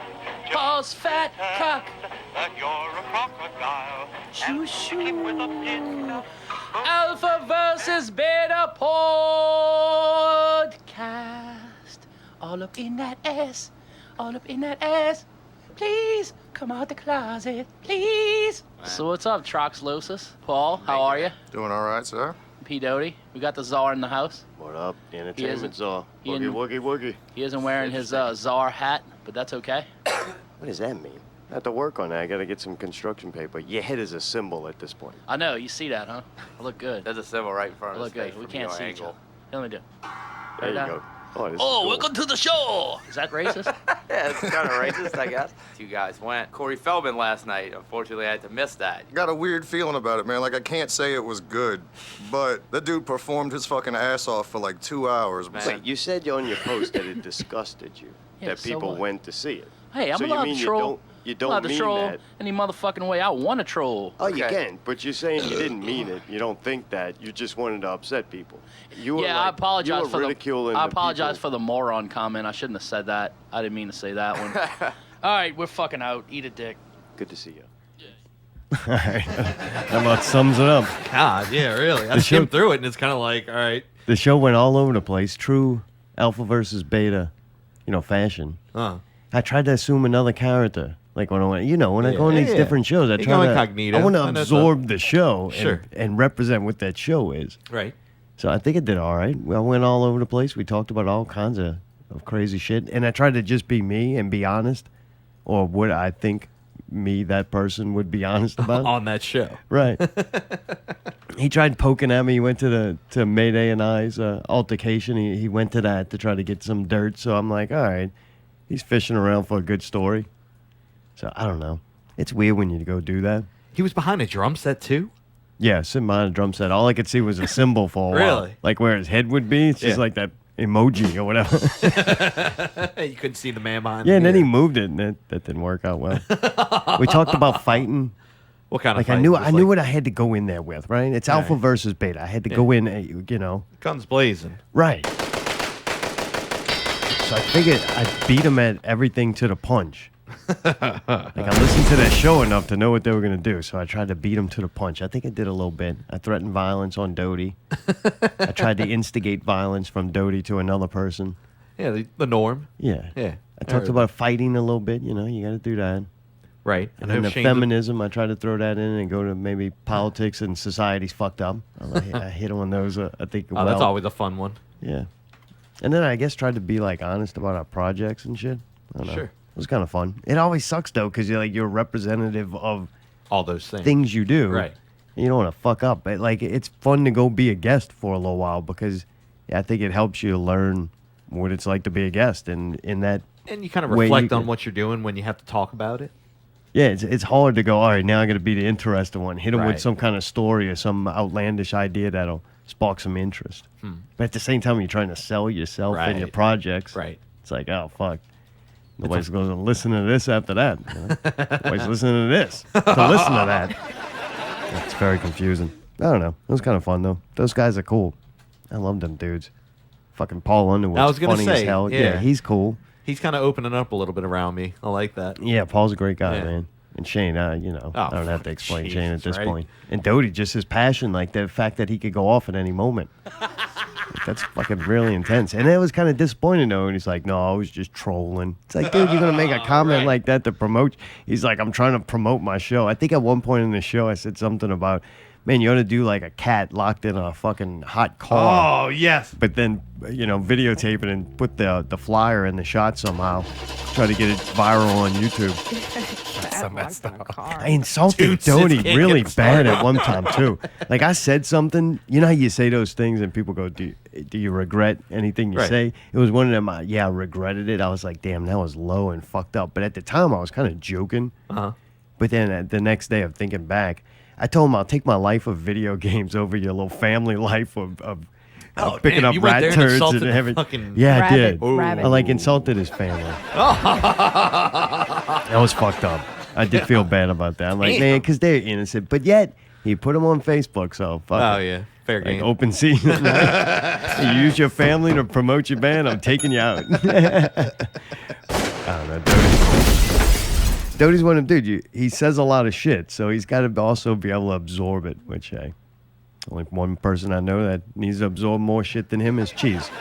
And that show didn't even get posted this week because for the third week in a row, Wine and Cheese didn't go live because Cheese forgot to take it off of private. And then when we listened back, the audio was so horrible, which I was responsible for setting. Are you serious? That we didn't even post it. What? Yeah, he said something. His mic wasn't on, but I know the mic doesn't have an on-off switch. Really? When I monitored it early in the night, I heard it. Right. But then I take the headphones off and we start doing the show. I don't know. We got... What is this? We're doing the show. It didn't air. Oh, it is now. Oh. With Mayday's help, anything is possible. Gotcha. Well, it ain't Wednesday, Mayday, so yeah, help's not needed on that aspect. I don't know. The house of go. What? I was just gonna say it's kind of what tanking a little bit. Maybe? What, wine and cheese? That motherfucker's a roller coaster, pal. We're on the downswing. You're fucking right, dude. It's me and Cheese in charge of things that have to work. Like, fuck. Good luck. Neither one of us. I don't think he knew. Being able to insult other people, but when it comes to plugging in and getting shit like that to work, it's a whole nother ballgame. Last week we did the 48-minute audio It was project. real farty. Oh, Allie, come on. It was a farty film fest. I'm sorry. You She made went one mistake. lowbrow. Even Pickle didn't go lowbrow with Look, everybody Magneto else tonight. does fart jokes. I mean, I'm doing it. Who did a fart joke tonight? Like all of those shitty shows that Yeah, Mark they're goes on. shitty shows. That's why they do fart jokes. Dicks and that cocks shit's not and allowed. this on guy's fucking- dick and this guy's asshole and they fucked him in the asshole and Yeah, I don't farts. listen to those kind of shows, and, nor do um, those kind of shows. All right, well. We So we didn't did- have all that back in my day. That's all I'm saying. Go ahead. So Jack, She's here. so Jack Locke was on last week. I think it went really well. I had a good time. It was fun. All right, ain't got nothing to say now. Yeah, you do that, You but want it's me to- you want me to unexpected. say Like a we don't word? know that You want me you. to say a word wrong, or maybe that'll inspire you? Why to don't you make fucking fun of me greatness. for having a bladder condition, having to go to the bathroom? Why don't you fucking do that, or make fun of me for having to eat? I don't give a fuck. I can make fun of people too. Yeah, Jack Locke's the shit. We did the show last week. It was awesome. Everybody already heard that show, and then we went to the show he was talking about, which is House of Goats at Babylon last night. And House of Goats played, and Jack Locke Rock Show played, and they both played at the same time, and they played separately. And there was another band that opened called Black Creole. We didn't see them, but they were gay too. They were all hugging on each other. And then, oh yeah, it was a night of man love, dude. And then, yeah, we saw Buddy's band, and it was too loud, and unfortunately, we couldn't stay in there very long. I tried. It was just really loud, and my ears were just done. I guess the whole night was very, So, see, I talked about the show. What would you like to say about it, Zartone? So the Greg from Brobridge show decides they're going to do the 48-second audio project and do it before us, so that they could be the first, but yet they didn't even do the same thing. So we were still the first 48-minute audio project. Yep. But they did some fucking disaster. They called the 48-second audio project. And if you're wondering out there what we're going up against, this is our competition. And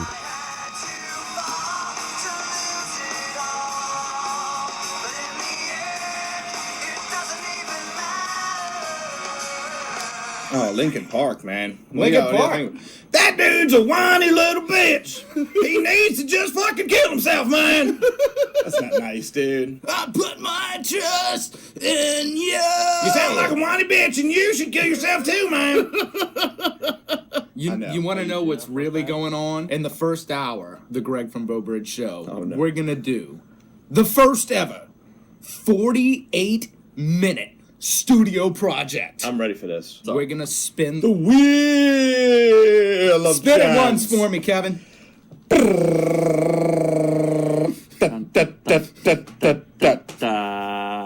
it lands on dicks. Dicks. Well, Dicks it are just by 70 chance dicks- landed on dick. Dicks are 75% of what we talk And about. it's like so it's like aliens. It's like And it goes on for quite a while about Just more penises. about each other's dicks, God, yeah. dude, I was like, Figured wait, that. really? Kept on skipping. I was like, well, these boys really like 48-minute cockfest. Oh yeah, Hey, dude. some people are listening to that, so but that's, They like it. Yeah, these dudes love that shit. I like how they imitated the wheel sound. That was kind of Oh, that was funny. impressive. I'm not gonna lie. yeah, they only have one speed. Go, go, go! We had a multi-speed wheel. Oh man, I tell you what though, after watching House of Ghosts and Jack Lock, you know, I had one thought. I was like, you know what? After 2 hours of Corey Feldman, watching Jack Lock and fucking K-Goat sing in the same microphone doing a duet together, that was the gayest thing I've seen all weekend. news, yeah. Holy shit. Their lips man, almost it's touched great. quite a few times. Oh, yeah. Really? Oh, it was interesting. You wonder why there's no women at these shows. It's like, man, there's a bunch of dudes kissing. Dude, it's like, fucking sausage fest. Most of the women there look like men too, so it doesn't really they matter. did it. They did a damn good job of all fitting in Babylon. You had 2 drum sets. You had House of Goats and Jack Lock Rock Show playing it simultaneously. Yeah, dude, Jack Lock Rock Show's playing and Osvaldo is playing drums. The next thing you know, Bigo just starts setting up a drum kit in the middle of a song. And it happens so fast. Next thing you know, he's playing drums. You're like, what the fuck? Net. Yeah, it was kind of like that. That was fun. That is what you expect to see with House of Goats and Jack Lock playing in Babylon. I think it was fun. Had a good time. Mayday. great. Did you have a good night? I did. Yeah. I did have a good night. It was for I had to kind of bail out shortly after they finished. It was kind of packed and the smoke level was dangerously critical in Mayday's You're life. asphyxiated. So, yeah, I was going down quickly. Yeah, they didn't have like any vape dudes in there. It was just all Oh, thank real God, cigarette dude! I smokers, couldn't like, imagine if that would I would have been out of there quick. It's the going out 2 nights in a row thing. God, like I know how much I can take. Like Yeah. now as a Oh yeah. Did you find? And I found when I got there that I was like, I'm okay, and then as soon as I got there and had my first drink, I was like, I couldn't get started, dude. I was fading instantly. I was like, oh God, this is bad. You know what I mean? Just like I've got nothing. I gave it all last night and today, and now you want it again? It's he had a kinda little like, bit left, but he gave it to Paul, the Uber driver. Yeah, dude. Hey, that Dude, was Tim, good. he was shaking the fucking Uber driver I was while not he's driving. shaking the Uber Motherfucker, driver. you don't remember. Oh yeah, dude, you were grabbing him and saying, "What do you think I said, Paul? What do you think? What do you?" And the guy was like, "Yeah, right, Dude, he's yeah. in the middle of telling the He guy told a that to me. story, right? So he's on stage and blah, blah, blah. Hey, you missed your turn. And then he keeps going back into his story. And then the dude yanks the wheel. Oh yeah, dude, it was a rough ride. He's going, right, Paul, right, Paul. He's shaking the fucking Oh, guy. yeah. Oh, dude. Yeah, no wonder why you had nothing left the night after. Like, Oh, yeah, went there. Mayday That was shit full was fun. throttle. Yeah, Should've been oh, happy come on. just to Full be V, back on. dude. Full V. Full sweating V. Oh, yeah, Dude, sweating, everybody, when I got red. there, I kind of got there a little bit after everybody.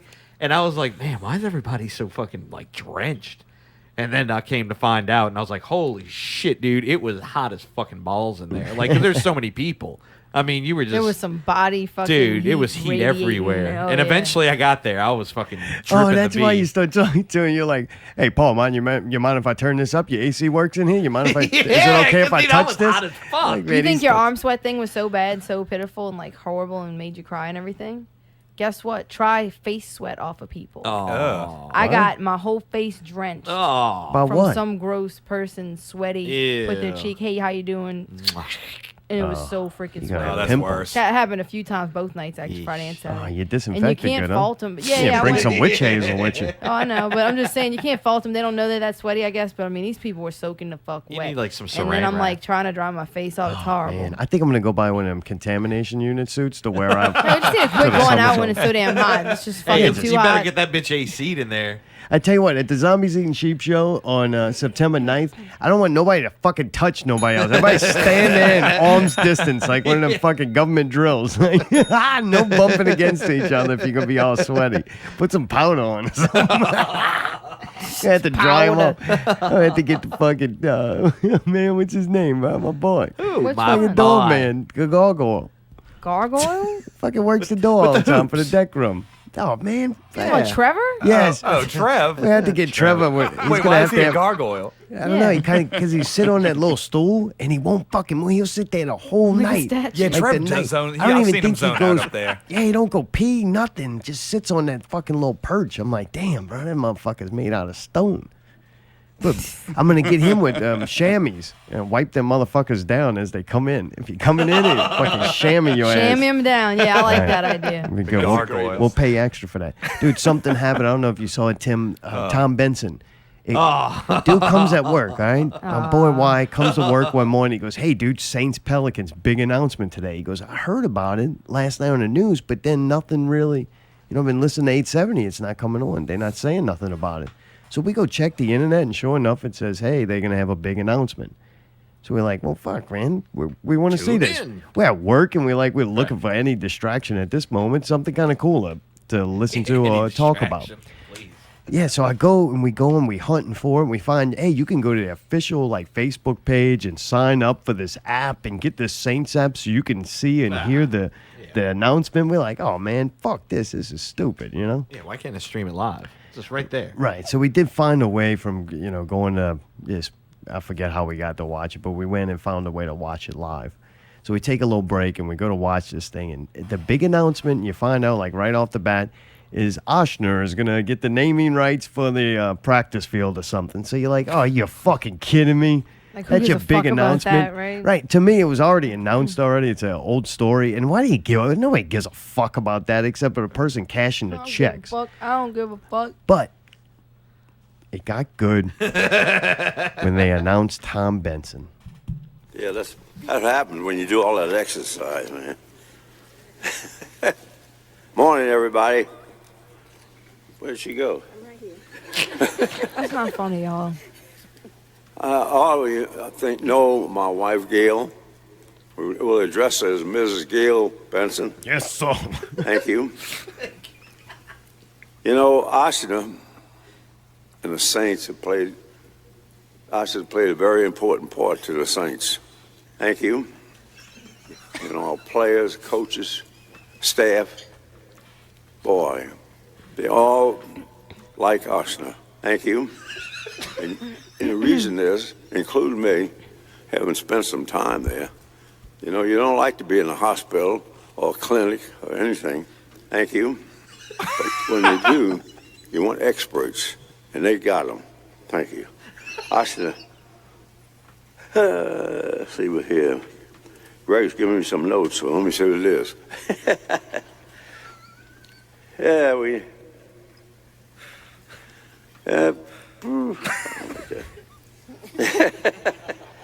There's something bad about Warner. Listen, we have such grand fans to work with, great fans, and great faith in Oshner that take such wonderful care of their patients. And it's not only me, it's the players and everybody else that's there. Oshner, I remember when it wasn't very big. Sure is today. Matter of fact, this cane I got, Mr. Dr. Oshner gave me. See that? Why is it funny? It's really been an outstanding situation. See that? For us, a great thing to Tom and Gail, and really a great thing for our city to have Oshner here. I can't say enough good things about it.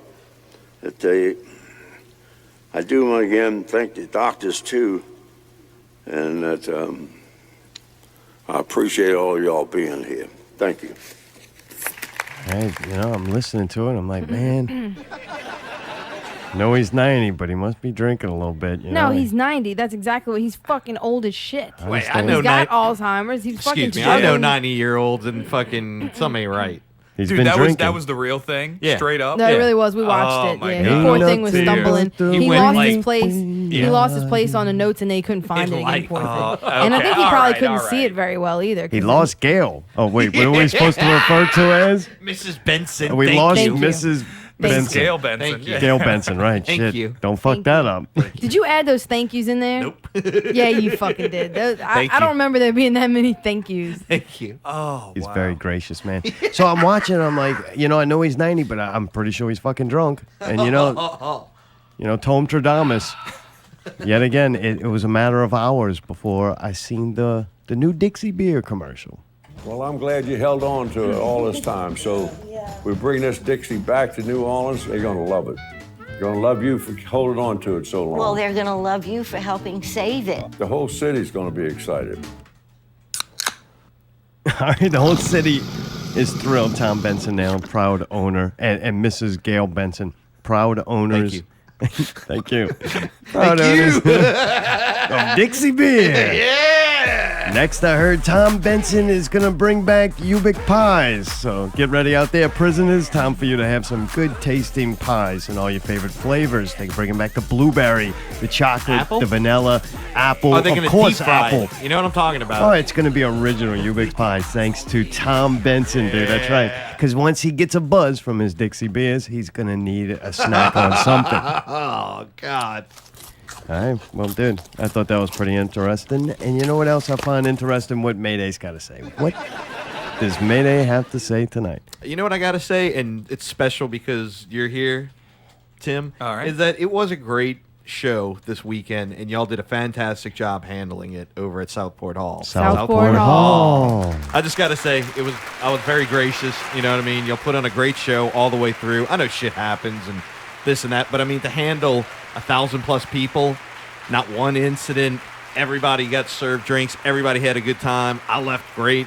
Paul obviously had a great night too. Yeah, You know Paul what I didn't even mean? go to the show. But that made his night because it made my night. You Oh, know what I yeah. mean? I think that was his best ride all night. Oh yeah, I would that hope was the best so. Uber I mean, he ever. drove all the way to fucking Mississippi too. I mean, Yeah, he Yeah, drove so I'm from Biloxi. I Goddamn. drive out here and I Right. bring people from Biloxi back here and I We come took back that here. fucked up route home. Oh, and it God, was right? like, hey, are you bringing us to Biloxi, man? Did you update that? And he played with us. He was like, yeah, we're going to Biloxi. I Yeah, was fun. like, at that point, I was like, all right, Strap line up in, there, we're going. He probably pulled off and he was like, I think a orangutan wanted to fuck me. Oh, yeah, you were touching him. You were getting him. You broke the touch barrier. All right. Well, dude, that's what Mayday's got to say. Good job to Southport Hall. Man, he's Hall. actually, usually it's a complaint, but today Mayday's Yeah, got to hey. say something There you positive. go. That's beautiful. Yeah, absolutely. Kiss ass. Thank you. Oh, well, that wasn't entertaining, so moving on. Hey, nice you know, things are boring. I know, but sometimes you got to do it. Yeah, Yep. y'all upset some people in the chat room because y'all making Oh, fun of really? the senile old man. Wait, who's upset? Harry? Because he's about to be senile. Oh. Uptown Ruler. All right, they might have fat arms too, so fuck it. Get that out the way. It's the whale fucking comments that made you insensitive bastard. What? The whale comments about the fat arms and you can't go anywhere. 'Cause they're Yeah, fucking dude, everywhere. you say shit every show, and do shit every show that probably we lose so many people, Fuck so 'em. Who upset and cares? offended we are. Hey, by didn't it. we make this pact 2 Yeah. shows ago that We're it's not like, paying attention. I don't care. Maybe we'll go back to revisit that it. thing where we try to lose all the listeners. Seems like What that's do what you y'all think are we're trying doing, to Ally? do. It Like, seems like that's what bored. y'all are trying to do. Yeah, I mentioned that 2 weeks ago when I mentioned it. 'Cause people are fucking You don't emotional, remember? man. People are passionate I was right like, what now. if we try to get Compassion. What is compassion going to get us? Oh, those No, poor not fat women compassion. that Just fucking about the I'm Tom saying Benson people fucking are passionate, so any little thing sets gonna people set up- off. no, Everybody yeah, takes people are too everything you fucking say PC, personally. and they need to fucking chill out. All right, Fucking turn A. off if you don't like it. If you want to hear some groundbreaking shit, tune in. Fucking Not Real Oh, Mayday's Radio. getting them now. 79. Oh shit, your boy says I'm not upset. Assholes don't upset me. Oh.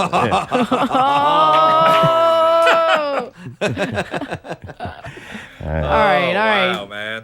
Well, if he doesn't like that, he'll love this. It's PPV guys. Are they back? We're about to find out. Yeah, these are old senile dudes too, so just don't make fun of them. just Tyree, I'm sorry.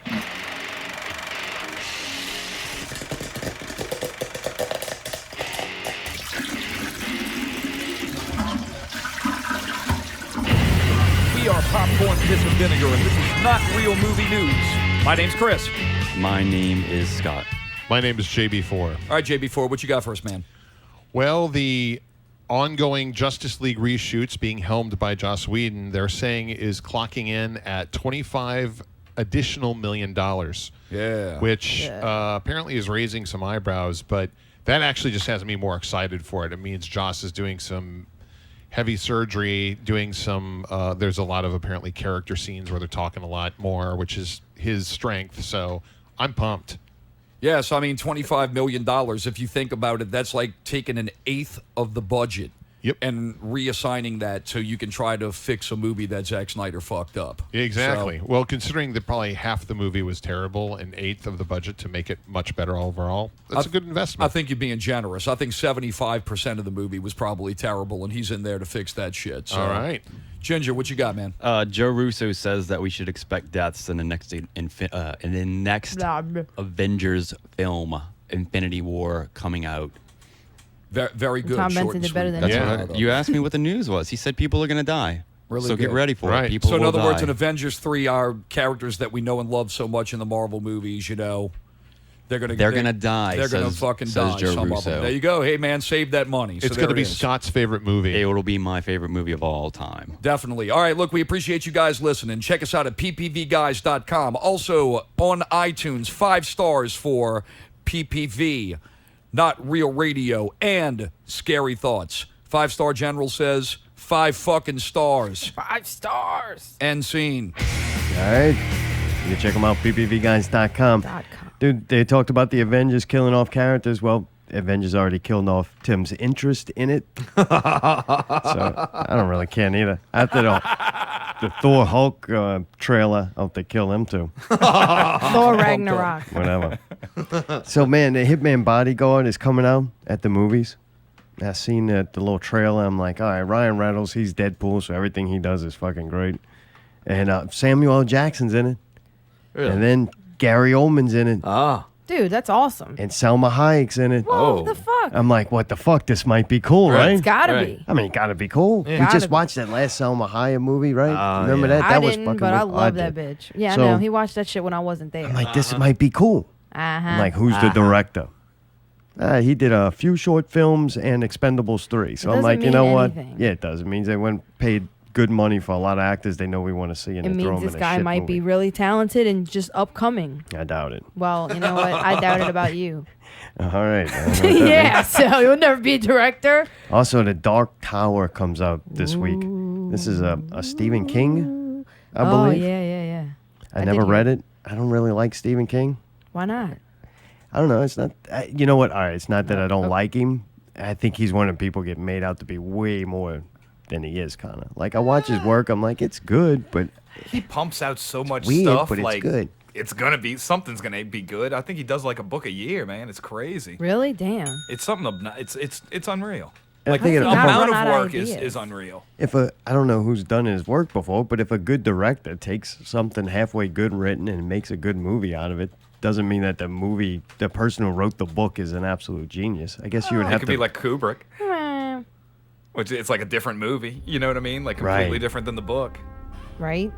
Yeah, so I don't know. I never read Stephen King. Kubrick was a genius. Oh, though. no, that no, dude that's was next, so next fucking- level, dude. Dude, he Oh, you faked the gotta- fucking moon landing. you That gotta takes a have lot. Oh, I love all that stuff. I love all that stuff. Acquired taste. Mm-hmm. But man, they turned the cowboy that was in the original book. And I like There's Idris a white Elba. guy, and now he's black in the movie. So What? Really? Yeah, so I was like, wait, out of all the character changes, you're gonna change the cowboy? Have you never seen Blazing Saddles? Didn't they have a black cowboy in that? Thank Yeah. you. I just don't think it's Black Cowboy. It's just I don't know. Stay true to the source material. Idris Elba's the man. Why are no they question about it. I just got to ask, why are they going to a black character on that? Because of virtue signaling. For I guess. diversity, that's all it is. Everything Diversity, is or trying they're trying to get more people to come in from a different crowd? They're That's virtue what the signaling. diversity is Yeah. for. Yeah. All right. So it's not about telling a good story. It's just more money. It's just hey, more hey, look at us. marketing. Look how not racist we are. We can tell the same story, but they're just gonna have a character that. It seems like by would doing that, appeal that it to makes it a more. broader That's audience. racist. That's kind of. I don't know. I'm just on the. I don't care, but don't. I would just rather it be like the book. That's it. And this is the weird That's it. journey I went on with it. I was like, man, why you turn a cowboy black? Everybody knows cowboys are white because that's what Hollywood showed me. Like, that's all I know about cowboys. From All right. cowboy movies. I never went and read about cowboys or anything like that. And there's no really, it's not in the history books. And if Right, it was, right, and they right. had an illustration, it would have been all white guys because everybody knows all white guys are cowboys. When you go do a little research, though, I think it's like 1 in 4 cowboys was black. And like Okay. it was a really good occupation after you set free. And you're like, all right, now I need to find a job. A lot of them became cowboys. So that was kind of cool for me to learn. It was like, it was Hollywood that taught us like that all cowboys were white, and now they're trying to go back and fix it. Yeah, I get it, but it's still kind of weird. But I get it. Is that what? get it. Are they trying to fix it? You know what I mean, or is it just? Right. Yeah. Was the cowboy in Dark Tower? Yeah, it lets me know it's just done for financial Right, reasons. dude. I don't know. Like they act like they're doing it for such a great cause, but it's really just to make more money. That said, Idris Elba's a great actor, dude. Like, do we No- really nothing think, from him? Do we really think that Hollywood's trying to fix society so that it could be a better place? To me, No, people go to 0%. the movies and spend more money when they're miserable. So why would Hollywood? really? Oh yeah. Okay. That's a cure for depression. We live in a consumer society. Right. You so want to we- escape? Yeah. Yeah, so it's like, why would Hollywood be trying to fix the world that they benefit off of being miserable? I don't know. But I did think it was pretty fucking. I was like, that's kind of interesting to find out. Damn, 1 in 4 cowboys were black, and the only reason why I didn't know it is because Hollywood decided that they were all white for a while. Bringing the black cowboys back. all white. Speaking of bringing the black cowboys back, it's time for Allie's superfan birthday announcement. Wait, what? They don't have the music for that. I caught y'all all by Oh, he does. surprise. Me. Happy birthday, baby. Happy birthday to Dave Bourgeois. All right, nice. I was gonna say Happy something birthday, anyway. Dave. Tidbits reminded me that he's a huge fan of Not Real Radio. He's a super fan, listens every week, and he's also a big fan of Zombies Eating Sheep and comes to all our shows. And he's got a Not Real Radio shirt, and he posed and fucking shared it. This dude's a great fan and a great friend, and we just want to say happy birthday, dude. Happy birthday, Happy Dave. birthday. All right, that's a neat new bit. I didn't have an out with Allie, so this worked just as well. All right, do you have an alley investigation? Somewhat. Would you like to do it now? or- Sure, why not? I mean, I kind of Tim feel... looked at his watch. He's like, how long is this going to be? No, it's not long. It wasn't really that much of an investigation, as usual. I feel like we kind of already talked about this, but it's just, man, I don't get it, man. Everybody is so fucking bitter and hateful about other people's success. What the fuck is that? That is a childish fucking tendency. That is something that you do when you're a kid. I remember being a kid and wanting to be the smartest kid in the class. Somebody else was smart, all of a sudden we were like enemies. You know what I mean? Wanted to be the prettiest chick or, whatever it was, or the only girl in the group so I could have, the authority of being... People are acting like this as adults. We are adults. The people that are acting like this are way older than me. And they are just like hateful. And it's like, man, you get on Facebook, you can choose how to use it. It's a tool. Facebook in itself is not inherently evil or some whatever. These people are using it as a tool. You have a certain amount of time in a day. You choose to say something that you hate on Facebook and make sure everybody knows that you think it's horrible, it's stupid, you're not going to it, you think it's a fucking joke. I hate you. That's fine. But then they would actually sit there and like debate for hours, even days sometimes with people over something that you hate so much. And it just seems strange. It's like, why are you so jealous of Corey Feldman? That's one of them. Why do you give a fuck? This dude had a rough life, man. This dude fucking was forced in the industry that he's in. And then he not only was abused by his mother, he was abused by the fucking industry and the people in the industry she put him in. And he fucking came out, man. He didn't fucking end up dying of drug overdose. He's still He alive. just played Southport, so anything's Well, I possible. know, but yet. But my point Give it a is, week. yeah, he's had a rough He was fucking fighting life. with And his you know wife what, dude? afterwards, man. Yeah. Oh, what? Really? What? Did he have to strike It really her happened? home? They would just Stop it. right. Yeah, acting dinner ready like with that. pizza. His I'm wife just got saying. into it. She No, she but no, also I'm just backing performed up as- Allie's point. Like, it's not, he's not living rock star life. He's fighting with his old lady just like anybody else might, Well, yeah, and like I said, he was humble and grateful, and you could tell that it meant the world to him to be on that stage. And he looked out and saw a sea of fucking Oh my people God. that were there to see him. You can laugh, but it's true. Like, that I'm is a laughing. really amazing feeling for an artist. And instead of being happy for somebody that they get to experience that, you're mad at them because you never experienced I There was actually- a lot of Feldman I was hate. actually right on the deck about to lot. leave when Yeah, he for real. was fighting with his wife, and she said, "You're not bringing that fucking glove in here. Take it off. Stop touching me with that." He put that glove on, and all of a sudden he turned into Donald Trump. Oh man, grab her by the pussy. But I don't know. That's my observation of the week, and I kind of was trying to figure. My investigation of it is that these people are doing this because they're jealous. And of course, they repeatedly say it's not because they're jealous, but there's no other reason. Right. You know, there's no other reason to be so passionately angry about something that's like Has nothing to has do with nothing you. to do with you. And you know, I was in threads with different people, and then some people were like, look, nobody's like putting a gun to your head and saying you gotta go to this. You don't have to go. So then you don't go, and that's great. But then you gotta make sure everybody knows you didn't go. I didn't go to that shit. What about y'all? And it's like, oh, congrats. You know, you did a thing. Or Well, you didn't do a thing. I'm not going to debate you, but the caller might. You want to talk to a caller? Sure. Hello. Yes. Hello. Who's this? Is this Corey? What's up, everybody? It's Bagneto. Oh, all right. Oh, I'm sorry. You're banned from the show. Mayday. hang up on Bagneto. I'm just trying to help out the Sunday Night Wars, man. I'm trying to get this thing going. It's going to be like WCW and WWF going at it. Yeah, well, we're definitely WWF. Except we ain't going to buy Pickle Scoop. We're just going to fucking buy it and then dismantle it. Send Devin to Iraq. Oh, man. I'd say... We send Pickle to diabetes camp. What's up, So, man? Allie was great on Facebook. I didn't even have to. I would delete a lot of people's comments, but then Allie would just she handled half the comments for me. It was amazing. Man, thank you, man. For some reason, I'm good at it, and I get off on that shit. It's like I kind of feel like I'm the online superhero. Like I see somebody saying something wrong, I feel like I'm gonna come in and save the day. Like fuck that, you know? That was great. No, I enjoy debates, and it just happens to be about something I kind of passionate about too. It's like fuck all this bullshit. Local musicians hating on other fucking people, and people were hating on the venue too. Oh, why would they book that? And it's like fuck you, you know? Yeah, it's dumb. It's ridiculous. Like, let's see you bring that many people there. Yeah, that was with inflation. I'd say that was the highest grossing show I ever had at Southport. Fucking right. Yeah, Dude, there's a live call. I'm too? laughing. Yeah, this is So really- people get mad at me all they want. I'm laughing in the fucking bank. That's what Well, it look, took for you let's to be believe honest. this live call. That whole Yeah, right. thing, I'm like, damn, that was good. Now, Allie's not overselling it. Tim.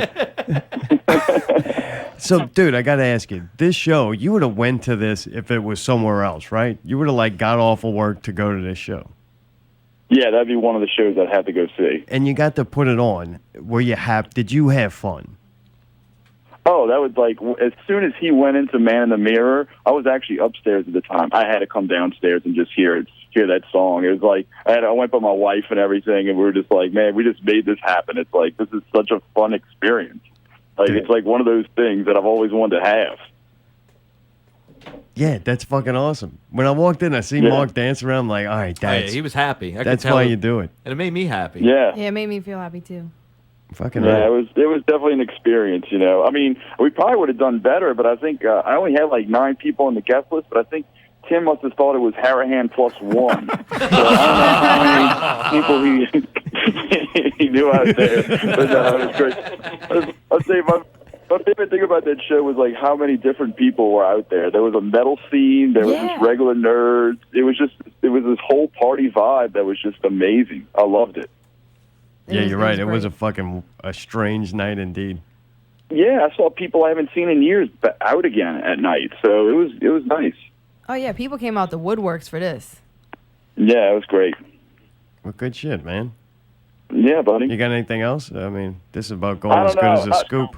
Before we really get into the meat of some of the interesting stories of you, I know that also Southport has several pretty big upcoming shows. You ready for the... we could speed it up and get to the challenge if you want. Mark Bagneto, are you ready for We the all challenge? ready for the challenge. That's right. Mark Bagnetto's on the line. The challenge tonight is to come up one good question for Tim Lattie before he gets off the phone and the show's over. You got any good questions for Tim? Besides how many people we let in free? that is the $1 million question right there. No comment. I can't give it to you. You got to come up with your own. Hey, man, I can tell you another thing, dude. Speaking of diversity, I mean, at the door, I had a black guy and a white guy working as a team that night. But I he's had my just two virtue Cowboys. signaling, dude. He's just doing that for the patrons that come to the bar. He hates black people, dude. It's true. Dude, I had my Mario Peebles. I had my posse, my cowboy at the door. So how do you like them apples? Just in case the government stopped by. Yep, got one. I even let him go home after. Oh, that's great. All right, guys, y'all have fun, man. All right, man. Thank Night. you. Thanks. Good job. Can't wait to see what's left in store for Southport. That's going to be fun. You know, it's only a matter of time before they come up with another Yeah, internet Southport's sensation. been killing it. Dude, that's Mark, man. Damn, Tipitina's got crystal meth. And stuff. I was like, shit, man. I wish we could have. Dude, I wish it would have been in fucking Southport. I'm not gonna lie. Southport. Southport. Doing real quick. Let's run through this since we tagged it. Tagged it. Extraordinary. The Stan Romanek story. Oh, well, we know we got to talk about that. Yeah, I'm going to give it 2 czars. But it did cause a very interesting situation with Allie. What? Oh, come on. I love this shit. The dude's full. I'm going to set it up, right? It's All a right, documentary set it about up. this guy who sees aliens and these children that appear out of nowhere. And pretty much if this guy's left alone for a little while, shit's going to happen. Shit's going to happen. And Yeah, he but- does work it up to an upgrade in his old lady, too, to where he gets a new old lady who now the digs fuck it and on. believes in the shit That's he kinda sees. fun. He's got some UFO videos. He happened to be, I think the switch happens when, I think he's a con man, right? And the con man's always looking for a con. Well, one day he pulls off on the side of the road and there's a bunch of people and they take a video of like a UFO.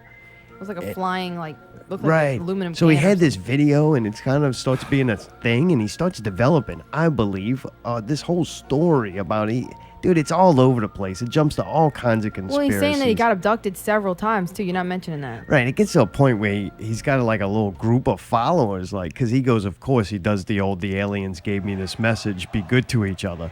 And then, so he starts getting this following of people. He even upgrades, like I said, his old lady. Oh, yeah. He's got all these UFO kind of paranoia people that hang around him. And, dude, they're interviewing them. And then it only happens, though. One of the guy even says, we try to make sure we're around Stan at all times. And I'm like, yeah, because every time you leave him alone, he comes up with some fucking crazy story. They'll come back and he's like laying on the ground like, I just gave birth to an alien, but they came and they took it away before you walked outside. Just shit like that. I started picking up on like, this dude's full of shit. He supposedly got pictures of the alien that looked through his window. It's like, man, give me a fucking break. Really? Yeah. They did have actual images of aliens, and they look kind of goofy. Like, I They don't look know. They don't stupid. really look that real, but at the same time, they did look real enough. They looked exactly like you're supposed to Was that think real or was aliens that one of look your like, and that's I'm almost positive that that's not what aliens look like. If you saw an alien, it'd probably fuck you up because you're like, I didn't think it would look like that. Like, Unless we're being Yeah, fed well, it those looks that's a theory that's fed to you over the last so many. Oh, just like the we were Black Cowboy. Right. those are just kids in costumes. I think 1 in other 4. humans are aliens. Oh, no, I'm not buying that. But either way, it's like, how do you know this isn't just like part of the disinformation, like a slow drip, drip, drip effect that all movies, aliens all look the same all the way through. You know, so Pretty when we do much. see one, you're kind of like, well, shit. Unless That's pretty much what I thought it was. That's what Hollywood told me it was going to be for the last 60 years. You know, Didn't 70 they have years. like old pictures of them and shit when they crashed and the bodies? Nah, of I don't them? think any of those are legit. Yeah. but Allie had nightmares. She had night No way. tremors. What was this called again? This sounds awesome. It's called Extraordinary, the Stan Romanek story, Okay. I guess. Dude, it's not awesome. It only got 2 czars. Okay. Dude, I thought it was pretty interesting, and it seemed realistic to me. And then he makes it sound like he didn't upgrade his old lady. He fucking got abducted several times. He'd wake up on the floor pissing blood. He'd have these weird little marks on his arm that could only be made by like some kind of weird device that wasn't normal of the humans. Weird fucking shit. He'd lose hours of time. So anyway, long story short, while he's up there being probed and shit, there's a woman. And supposedly he was at one of his conferences talking about how he got abducted. And this woman, who was also abducted with him from the ship, fucking sitting in the audience. They see each other. He can't figure out where the fuck he knows her from because most of the images that he remembers from the being abducted are actually, he only pulls them out when he's with a hypnotist that like goes back in his brain and makes him come out with it when he's like in a trance or some shit. So somehow he realizes that it's her and they connect and they start talking about their experience and they have the same fucking experience obviously, so they can relate to each other. She is younger and a little bit more attractive than his wife, and so they become like best friends, and the wife gets kind of annoyed by it, but he didn't leave his wife, and there's no proof that he did anything with this lady other than commiserate about their experiences. So it wasn't. They might have he a space baby upgraded his somewhere, old man. lady. It wasn't he upgraded his old lady. Mark made it sound very uncouth. They probably seeded them, dude. No, yeah. So the whole thing is they think that they made 6 children together. Right. And he remembers the children, and then he starts seeing them and shit on Earth, like fucking around and stuff. But supposedly he only sees them, and everybody else runs real quick. Oh, it's gone. And he took pictures of one of them, and then the camera got erased. So This is gonna weird. give me I don't like all nightmares. that kind of debunks it for me. That doesn't like kill it for you when like all this information Yeah, keeps. but I didn't know all that bullshit. Like I just saw the first half of it, and then we fell asleep. You know? Oh, dude, it'll put you to sleep instantly. Really, it's that boring. Oh man, it was incredible. I like those things, but yeah, The it's got to problem, feel too- kind of real to me. I got to somehow be able to buy into it. The problem too is that they have a lot of stuff you have to read. They'll just put a screen of text for you to read instead of having somebody talk. So it's kind of hard when you're like laying in bed trying to see it. But yeah, so like I fell asleep and the TV turns off automatically with the timer thing, so the room's completely black, you know. And then I woke up and I wasn't really awake, obviously. So this was like a lucid dream, I guess. But the room and everything looked exactly the same, so I thought I was really awake. Like everything was normal. And then I saw one of those motherfuckers come in through the door of the bedroom. And I was like, oh shit, all right. And then I couldn't move. I mean, there's an alien coming, so I'm just like, this is fucked. And then I don't know what happened, if it like disappeared or whatever. But then I could swear that I could hear somebody coming through the front window. I heard the window slide up. I heard somebody coming in. So then I'm scared shitless, freaking out. And then I just woke up. That was it. I mean, I woke up and then the room was black still. And I realized that was a dream. But Was it? I was too fucking scared to go back to sleep. You know? So what'd you do? I just eventually fell back to sleep, but I was scared shitless. I was just looking around the room and shit with my eyes open. You were sleeping so heavy. Like, I was like, shit, well. I'm glad you didn't wake me up with that problem. Because what do you do? If somebody wakes you up. It seemed real at the time. Tell her to go back to bed or If she whatever. would have woke me up and told me an alien's trying to break in the front window, I swear to God, I don't know what I would do. That's supposedly how all the stories go when they do like regressions and stuff like that. It's like that story. Oh, I love all this kind of stuff, man. I was getting goosebumps. I love it, man. I hope you did get abducted. Like, that's so cool. Thanks. So does Mark. In a good way, Well, I didn't wake up pissing blood, so. No. Tim, just so you know, at the end of it, they do say if you claim to be like an alien, believer, that the FBI will put child pornography on your Oh, computer. dude, man. A buddy of mine believe had that's that? happened to him, yeah. What? Yeah. Yeah, That happened to somebody you know? Yeah, somebody just sent it to him in like a text message, and he called the police. And gave a report. He's like, "Hey, dude, I'm literally at the park with my kids, and somebody I don't know who the hell this is." Like that makes it better. Well, I'm just saying, like, I don't know. People are out there doing that kind of Fuck stuff. them 8-year-olds. They had it coming. That's pretty horrible. God, they'll just send it to you, and then you're like, Yeah. What do you do? Do you keep it? Do you delete it? I mean, I guess That's that's pretty the best smart call. that he. See, I don't know if I He would. said actually cops were passing by at the time, so he kind of like waved them down. He's just like, "Hey, dude, like, what do I do? What what'd the they hell tell is us? this?" Like, just in he case showed that them, and happened? they did a report, and they deleted it or something like that. Jeez, it's really fucking Because weird. metadata and all that stuff is probably never deleted. You could get busted, and it's just floating there. That's supposedly how they blackmail people. Oh, Oh man, that's Yeah, crazy. dude. All right, you better look out. you better watch. That's why I don't out. believe in that shit. That guy's crazy. But Mayday, did you watch Castlevania? I watched one episode. Oh, so about 4 minutes, because that's about how long they are. right. All right, what'd you think? One episode. I couldn't get into it. The drawing, just that. What's the word I'm looking for? That style of drawing. It's like anime-ish. Yeah, anime-ish kind of stuff. I just couldn't. It just never got me. Never got. And I past like one. draw animated stuff. Just that doesn't work for me. But You know not what I that mean? one. Not All that right. one. Tim, Sorry. did you watch it? No, my buddy told me about it. I'm about to Google it right Dude, now. I think it's I just want to see pretty what it looks cool. like. It's pretty cool. It takes a few to kind of get into it, like Mayday said, to really forget that it's like drawn like that. But it's a fun story, and they got some badass like action scenes in it. Yeah, I think I'm gonna give it 7 Zaws. Yeah, I like it. So Yeah. it's got that Eon Flux kind of look to it. Is that Took right? them a while. Yeah, they get better though. The first episode to me is by far the worst episode in it. Like, it gets cool. I was surprised it was that good of a show. Yeah, it's kind of like Eon Flux. I'm Yeah. looking at that, yeah. No surprise though. This show has been fun. Tim, good hanging out, man. Yeah, man. Yeah, I've been hanging around this town on the corner. I've been bumming around this old town too long. Thanks for hanging around the park, Tim. Sure, we'll get in trouble with that too. This has been Not Real Radio 79. You can check out Tim and all his work. At LattieInk.com, LattieIink.com. Get a t-shirt. I gotta get rid of these things, Fucking man. right. Dude, nice to see you, Tim.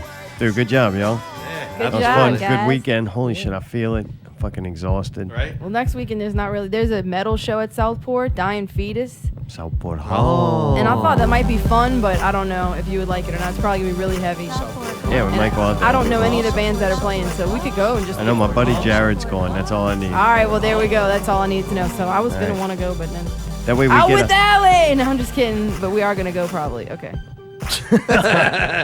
All right, this has All been right. Not Real Radio. Next week, we're going to do Netflix in August. We'll kind of go over some shows and, I don't know, something else. We'll do other shit. Maybe review that goddamn show. Until next week, keep it not real.